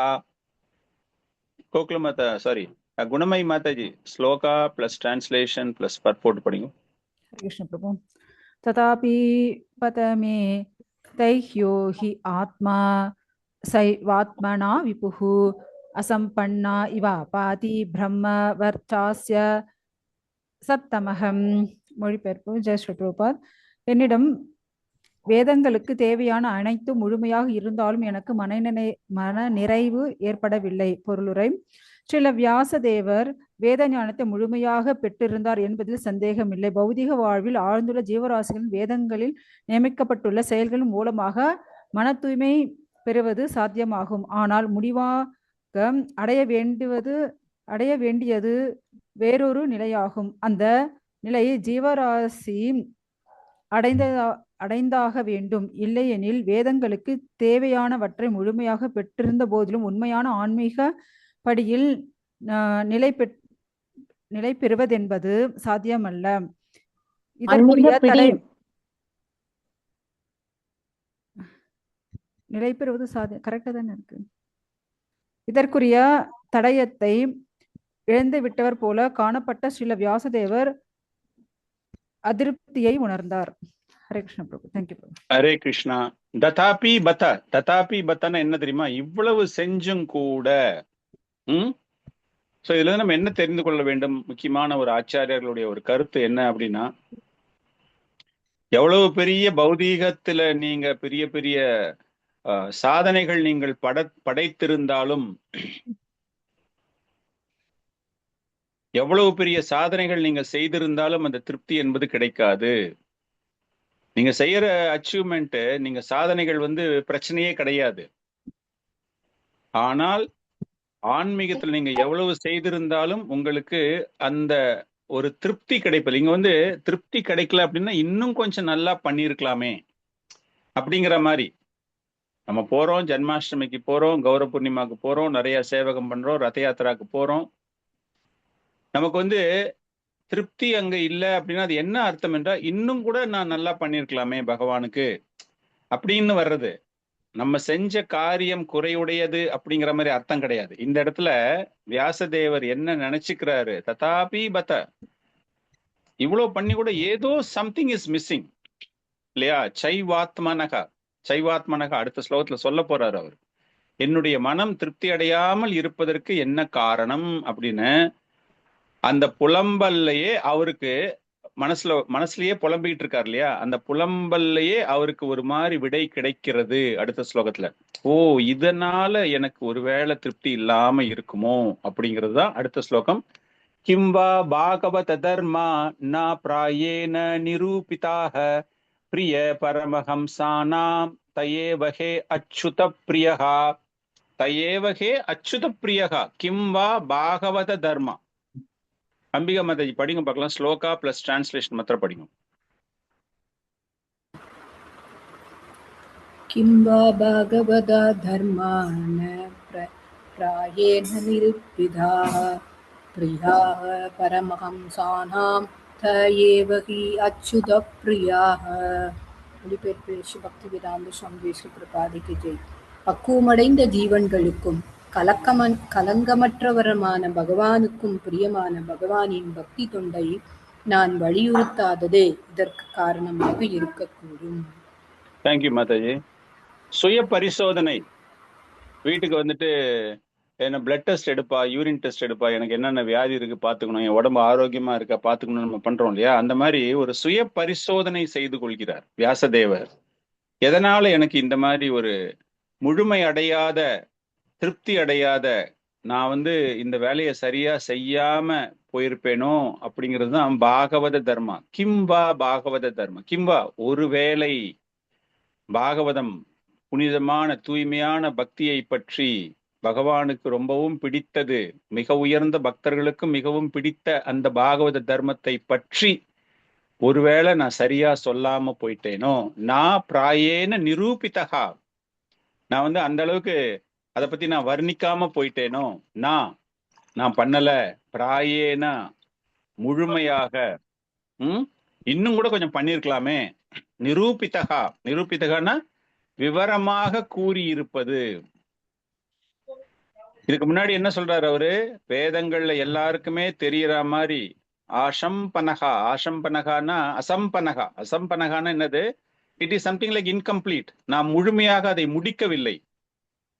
ஏன் முடிக்கல? அதனாலதான் சரஸ்வதி நதிக்கரையில உட்கார்றாரு, எல்லாம் பேசுறாரு, அப்படியே கொஞ்சம் கொஞ்சமா அப்படியே மனசுல வருது. பண்ணிக்கிட்டு இருக்கும்போது இந்த நேரத்துல கடைசியில ஒருவேளை இந்த பாகவத தர்மத்தை பத்தி, பக்தர்களை பத்தி, அந்த பக்தர்களுக்கு சந்தோஷம் தரக்கூடிய விஷயங்கள், நான் சொன்னதை படிச்ச உடனே பக்தர்களுக்கு சந்தோஷம் வரணும் அப்படின்னா அது பகவானை பற்றிய விஷயமாக இருந்திருந்தால் அவங்களும் சந்தோஷப்பட்டிருப்பாங்க, அதை எழுதுன நானும் சந்தோஷப்பட்டிருப்பேன். ஆனா என்ன ஆயிடுச்சு? பொருளாதாரத்தில் எப்படி வளர வேண்டும், இந்திரிய சுகத்துக்கு அதிக முக்கியத்துவம் கொடுத்து பகவானை பத்தின விஷயங்களை நான் கம்மியா எழுதிட்டேனோ அப்படின்னு நினைச்சுக்கிட்டு இருக்கும் பொழுதுதான் வியாசதேவருடைய குகைக்கு, அவருடைய ஆசிரமத்திற்கு நாரத முனி வருகிறார். 32, 33 ஸ்லோகம் நாரதருடைய வரவு, அவருக்கு அங்க எப்படி மரியாதை செலுத்தப்படுகிறது அப்படிங்கிற ஒரு விஷயம். 32 தஷைவாம் கிலம் ஆத்மா நாம் மன்யமானஸ்ய கித்யதஹ கிருஷ்ணஸ்ய நாரதோ அப்யாகத் ஆசிரமம் உதாகிருதம். சித்ரமாதேஜி படிங்க பார்க்கலாம். ஸ்லோகா பிளஸ் டிரான்ஸ்லேஷன் படிங்க. பர்போட்டையும் படிச்சிருங்க, நோ ப்ராப்ளம். இருக்கீங்களா பிரபு? யார சொன்னீங்க பிரபு? உங்களதான் மாதாஜி, பேசுறேன். உங்களதான். எந்த 32 ஸ்லோகா டிரான்ஸ்லேஷன் பர்போட். ஹரே கிருஷ்ணா. தஸ்யைவம் கிலம் ஆத்மானாம் மன்யமானஸ்ய கித்யதஹ கிருஷ்ணஸ்ய நாரதோ வியாகாத ஆசிரமம் பிராக் உதாகிருதம். மொழிபெயர்ப்பு. ஏற்கனவே குறிப்பிட்டது போல் கிருஷ்ண துவைபாயன வியாசர் தமது குறைகளை எண்ணி வருந்திக் கொண்டு இருக்கும்போது சரஸ்வதி நதிக்கரையில் உள்ள அவரது குடிலுக்கு நாரதர் வந்து சேர்ந்தார். பொருளுரை: வியாசதேவரால் உணரப்பட்ட வெறுமைக்கு அவரது அறிவு பற்றாக்குறை காரணம் அல்ல. பாகவத தர்மம் என்பது அத்வைதிகளால் அடைய முடியாத பகவானின் தூய பக்தி தொண்டாகும். துறவிகளுக்கிடையில் மிகவும் பக்குவம் அடைந்தவர்களான பரமஹம்சர்களில் ஒருவராக அத்வைதி கருதப்படுவது இல்லை. ஸ்ரீமத் பாகவதம் பரம புருஷருடைய உன்னதமான லீலைகளால் நிரம்ப பெற்ற நூலாகும். ஸ்ரீல வியாசதேவர் சக்தி அளிக்கப்பட்ட ஒரு தெய்வீக புருஷர் என்ற போதிலும் அவரது எந்த நூலிலும் பகவானுடைய உன்னதமான லீலைகள் முறையாக விவரிக்கப்படாததால் அவர் அதிருப்தியை உணர்ந்தார். இதை ஸ்ரீ கிருஷ்ணர் வியாசதேவரின் இதயத்தில் உணர்த்தினார். இதனால் மேலே விளக்கப்பட்டது போல் வியாசருக்கும் அதிருப்தி ஏற்பட்டது. பகவானின் உன்னதமான அன்பு தொண்டு இல்லையெனில் அனைத்தும் வெறுமையாகவே இருக்கும் என்பது இங்கு உறுதியாக தெரிவிக்கப்படுகிறது.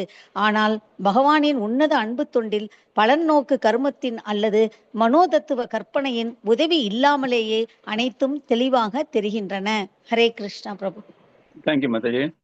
ஸோ ஒரு அற்புதமான ஒரு ஸ்லோகம். ஆக்சுவலா this is actually a transition period. Transition of what? பகவானை பத்தி சொல்ல போறாரு. இதுக்கு முன்னாடி பெரிய பெரிய படைப்புகள் எல்லாம் செய்திருந்தாலும் கூட இந்த ஒரு சின்ன தற்காலிகமான ஒரு நிலைப்பாடுல இருக்கக்கூடிய அந்த சமயத்தில் நாரத முனியினுடைய ஒரு வரவு. வியாசதேவர் ஒரு முழுமையடையாத நிலை, திருப்தி அடையாத நிலையில் இருக்கும்போது கீலம் ஆத்மானாம், ரொம்ப முக்கியமான ஒரு பதம் அது. கீலம் ஆத்மானம் அப்படின்னா he feels something is missing.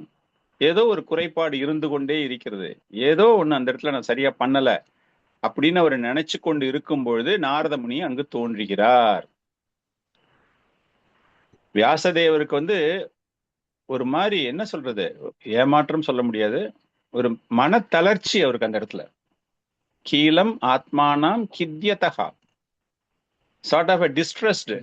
சாதனை பண்ணி கூட ஜெயிச்சு கூட மனசு அந்த டைமிங்கை நான் வேர்ல்டு டைமிங்கை நான் அச்சீவ் பண்ணல, நான் ஃபர்ஸ்ட் வந்திருக்கேன், இருந்தாலும் கூட என்னை விட ஒருத்தன் சிறந்ததா அப்படிங்கிற மாதிரிலாம் நம்மளுக்கு ஒரு ஃபீலிங் ஒன்று வரலாம். அந்த மாதிரி அவருக்கு இந்த இடத்துல என்ன இருக்கு அப்படின்னா, அந்த மாதிரி அவர் எண்ணிக்கொண்டு இருக்கும்பொழுது நாரதோ அப்யகத், அந்த மாதிரி மனசு அப்படி ஃபீல் பண்ற டைம்ல, சோ நாரதர் வந்து அதுக்கு முன்னாடியே வரல.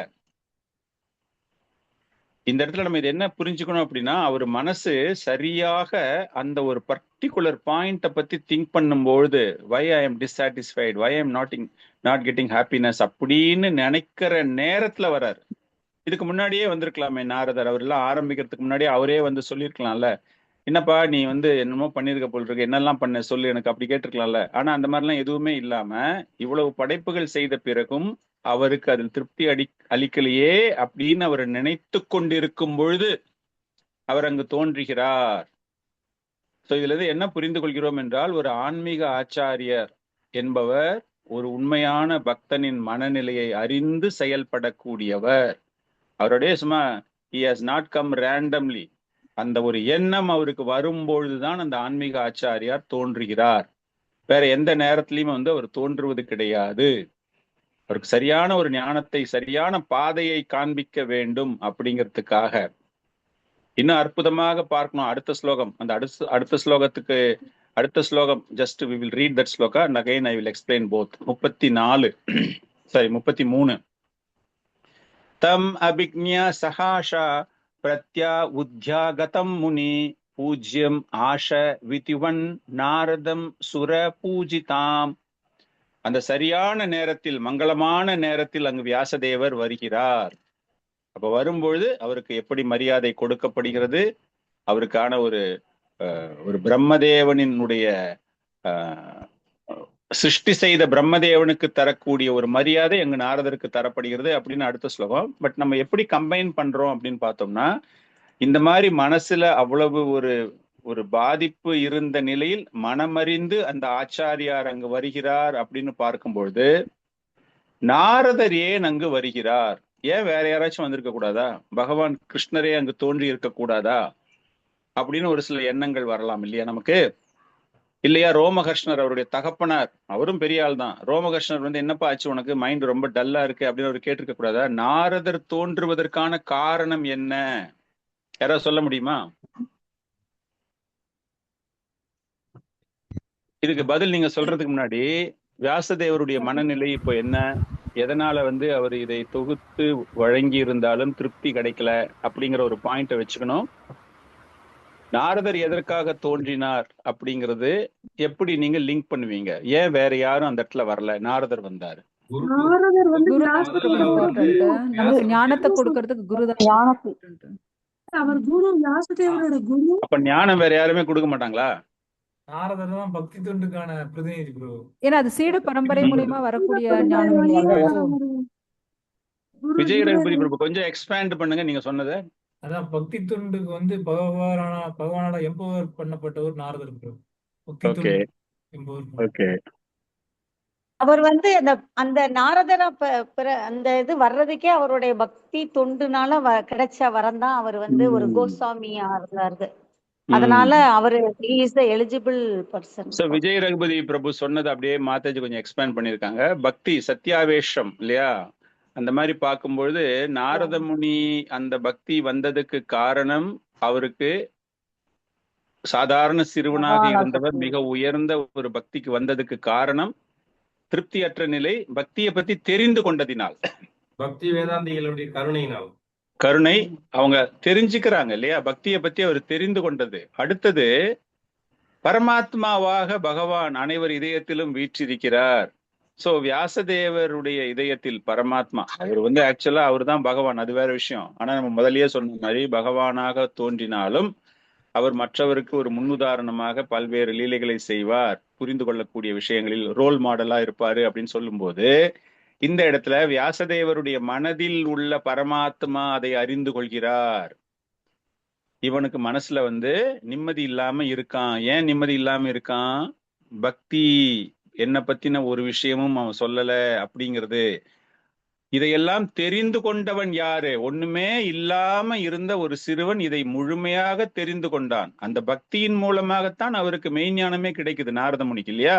இந்த மாதிரி ஒரு உன்னத நிலைக்கு அடைவதற்கு காரணமே அந்த பகவானை பற்றி தெரிந்து கொண்டதால், பற்றற்ற நிலைக்கு தள்ளப்பட்டு எல்லாத்தையுமே தெரிஞ்சுக்கிட்டு அம்மா இறந்து போனாலும் கூட ஈமக்கிரியை செய்யாம அந்த ஒரு பற்றற்ற நிலைக்கு மாறி பகவானையே தியானித்து கொண்டு அதுல தான் எனக்கு கம்ப்ளீட் பிளிஸ் எனக்கு அதுல தான் இருக்கு, பரமானந்தம் எனக்கு அதுல தான் கிடைக்க போகுது அப்படிங்கிறத ரெண்டுத்தையுமே கனெக்ட் பண்றார் பகவான். ஸோ வியாசதேவருடைய மனசுல பரமாத்மாவாக இருக்கக்கூடிய பகவானுக்கு அவருடைய மனநிலையை புரிந்து இந்த மனநிலையை சரி செய்யக்கூடிய ஒருவன் யார் என்றால் இந்த நாரத முனிதான், என்னால் அதிகாரம் அளிக்கப்பட்டவர். ஸோ அப்படின்னு இது எல்லாமே பகவானுடைய ஒரு arrangement. So he is coming there. அதுதான் இந்த இடத்துல நம்ம புரிந்து கொள்ள வேண்டிய விஷயம். அங்க வரக்கூடிய வியாசதேவர், அதாவது நாரத முனி, எல்லாமே அவருக்கு தெரியுது எல்லாமே. ஸோ அந்த நேரத்துல என்ன நடக்குது, கடைசி ஸ்லோகத்தில் நடக்கும்போது என்ன விஷயம் என்றால் ஒரு குரு சிஷ்ய தத்துவம் அங்கு நிரூபிக்கப்படுகிறது. அவருடைய ஒரு பணிவு, அவர் அப்படியே அப்படியே எப்படி சொல்றது, மனசுல இதை ஆச்சாரியர்கள் ரெண்டு விதமாக பாக்குறாங்க. ஒண்ணு, மனசுல அப்படியே நினைச்சுக்கிட்டே இருக்கும்போது அந்த குரு உள்ள நுழையிறத கூட சரியா கவனிக்காத மாதிரி தெரிந்தாலும் உடனே அவருக்கு ஒரு மரியாதை கொடுத்து அந்த இடத்துல ஒரு மிக உன்னதமான ஒரு ஆச்சாரியார் அங்கு வருகிறார். வியாசதேவருடைய ஒரு தன்மை, மிகவும் பணிவாக அந்த குருவினிடம் தன்னுடைய பணிவை காண்பிக்கிறார். பணிவு காட்டுறதுக்கான ஒரு காரணம் என்ன அப்படின்னா, பல சாதனைகளை படைத்தவர். சாதனைகள்னா அந்த அளவுக்கு சிறப்புமிக்க வேதங்களை தொகுத்தவர், மகாபாரதம், வேதாந்த சூத்திரங்கள், புராணங்கள், இது எல்லாமே பண்ணினவர். அவரை பார்த்தவுடன் பூஜ்யம் ஆஷ விதிவான். விதிவான் மீன்ஸ் விதி, வத், பிரம்மதேவனுக்கு இணையாக இருக்கக்கூடியவர். விதி பிளஸ் வத், கூட்டு சொல், காம்பவுண்ட் வேர்ட்ஸ். அந்த விதிவாத் அப்படின்னு பாத்தீங்கன்னா சாதாரணமான ஆள் கிடையாது. உணர்வு பூர்வமாக ஒருவருக்கு மரியாதை கொடுக்கக்கூடியவர் கிடையாது. ஆன்மீகத்தில் ஒரு மிக உயர்ந்த தரம், அந்த தரத்திற்கு இணையாக பார்க்கப்படக்கூடிய அந்த பிரம்மதேவனுக்கு இணையாக இங்கு நாரத முனி பார்க்கப்படுகிறார். அவர் உள்ள வந்த உடனே அவருக்கு அந்த அளவுக்கு ஒரு மரியாதை கொடுத்து அவரை பணிவாக வணங்கி அப்படிங்கிறதோட இந்த இடத்துல நாரதா சுரபூஜிதம். சுரபூஜிதம் அப்படின்னா தேவர்களுக்கு இணையாக, பிரம்மதேவனுக்கு இணையாக, அந்த மாதிரி ஒரு உன்னதமான தூய்மையான பக்தர் அந்த தரத்துல வச்சு பகவான் கிருஷ்ணர், பிரம்மதேவன், நாரதமுனி, வியாசதேவர், நம்ம சொல்றோம் இல்லையா, அந்த பரம்பரான்னு சொல்லும் போது அந்த மாதிரி அந்த நிலையில இருக்கக்கூடியவர்கள். ஸோ ஒரு ஆன்மீக குரு, ஒரு ஆசான், நமக்கு பல்வேறு வகையான விளக்கங்களை தரக்கூடியவர்கள், பகவானினுடைய ஒரு பிரதிநிதி, சம்பந்த ஞானத்தை தருபவர்கள் இல்லையா. அதன் மூலமாக நாம் அபிதேய சம்பந்தம், அபிதேயம், பிரயோஜனம் அப்படின்னு சொல்றோம் இல்லையா. இந்த சம்பந்த ஞானத்தை கொடுப்பதின் மூலமாக இந்த ஆன்மீக ஆச்சாரியார்கள் நமக்கு எந்த செயலில் ஈடுபட வேண்டும், அந்த பகவானுக்கு தொண்டு செய்யக்கூடிய செயல்கள். ஸோ அந்த மாதிரி பார்க்கும்போது அவருக்கு மரியாதை கொடுத்து அவர் வரவேற்கப்படுகிறார். ஸோ இதோட இந்த அத்தியாயம் நிறைவு பெறுகிறது. ஸோ ஒரு குயிக் ரன் இந்த 4th chapter summary of this அப்படின்னு பார்க்கும்போது, வியாசதேவர் என்ன பண்றாரு ஆரம்பத்துல இருந்து நம்ம பார்க்கும்போது, தரங்கள் குறைகின்றன, சமுதாயத்தினுடைய தரங்கள் குறைய ஆரம்பிக்கும் பொழுது வேதங்களை பிரிக்கிறார். அந்த வேதங்களை பிரிப்பதற்காக அவருடைய சீடர்களிடம் அது தரப்படுகிறது. அது பல்வேறு பிரிவுகளாக பிரிகின்றன. அதன் பிறகு என்ன ஆகுது, இன்னும் கீழ்த்தரமான மக்கள், அதாவது கீழ்நிலையில் உள்ள மக்களுக்காக அப்படின்னு புராணங்கள், மகாபாரதம் தொகுக்கப்படுகிறது.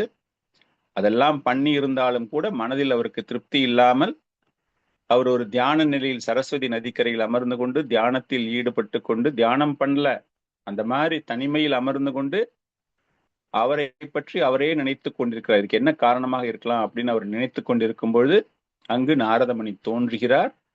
நாரதமுனி பின்னாடி காரணங்கள் எல்லாத்தையுமே சொல்ல போறாரு. அந்த வரக்கூடிய நாரதமுனிக்கு எப்படி மரியாதை கொடுக்கப்பட்டது.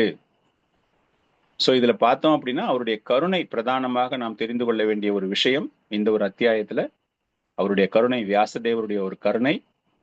பெரிய சாதனைகள் படைத்தாலும் திருப்தி என்பது பகவானை பற்றி கூறாத வரையில் நமக்கு கிடைக்காது. கிருஷ்ண கதா என்பதுதான் இலக்கு. அதை பற்றி தெரிந்து கொள்வதுதான் மனித சமுதாயத்தினுடைய முக்கியமான தேவை அப்படிங்கிற மாதிரி இந்த ஒரு அத்தியாயத்துல இருந்து நம்ம புரிந்து கொள்ளலாம். ஸோ இதோட இந்த அத்தியாயம் நிறைவு பெறுகிறது. நெக்ஸ்ட் வீக்ல இருந்து we are going to enter into the 5th chapter. Very interesting chapter. அதுலயும் நாரத முனி ஐ திங்க் நீங்க எல்லாம் நிறைய கேட்டிருப்பீங்கன்னு நினைக்கிறேன். அந்த நாரத முனியுடைய வாழ்க்கை வரலாறு, அவர் எப்படி இந்த நிலைக்கு வந்தார், என்னெல்லாம் அவர்கிட்ட இருக்குது, வியாசதேவரிடம் என்ன குறைகள் இருக்கு அப்படிங்கறதெல்லாம் பத்தி எல்லாம் விளக்கம் கொடுக்க போறார். அப்ப அவங்க 2 பேருமே நிறைய பேச போறாங்க.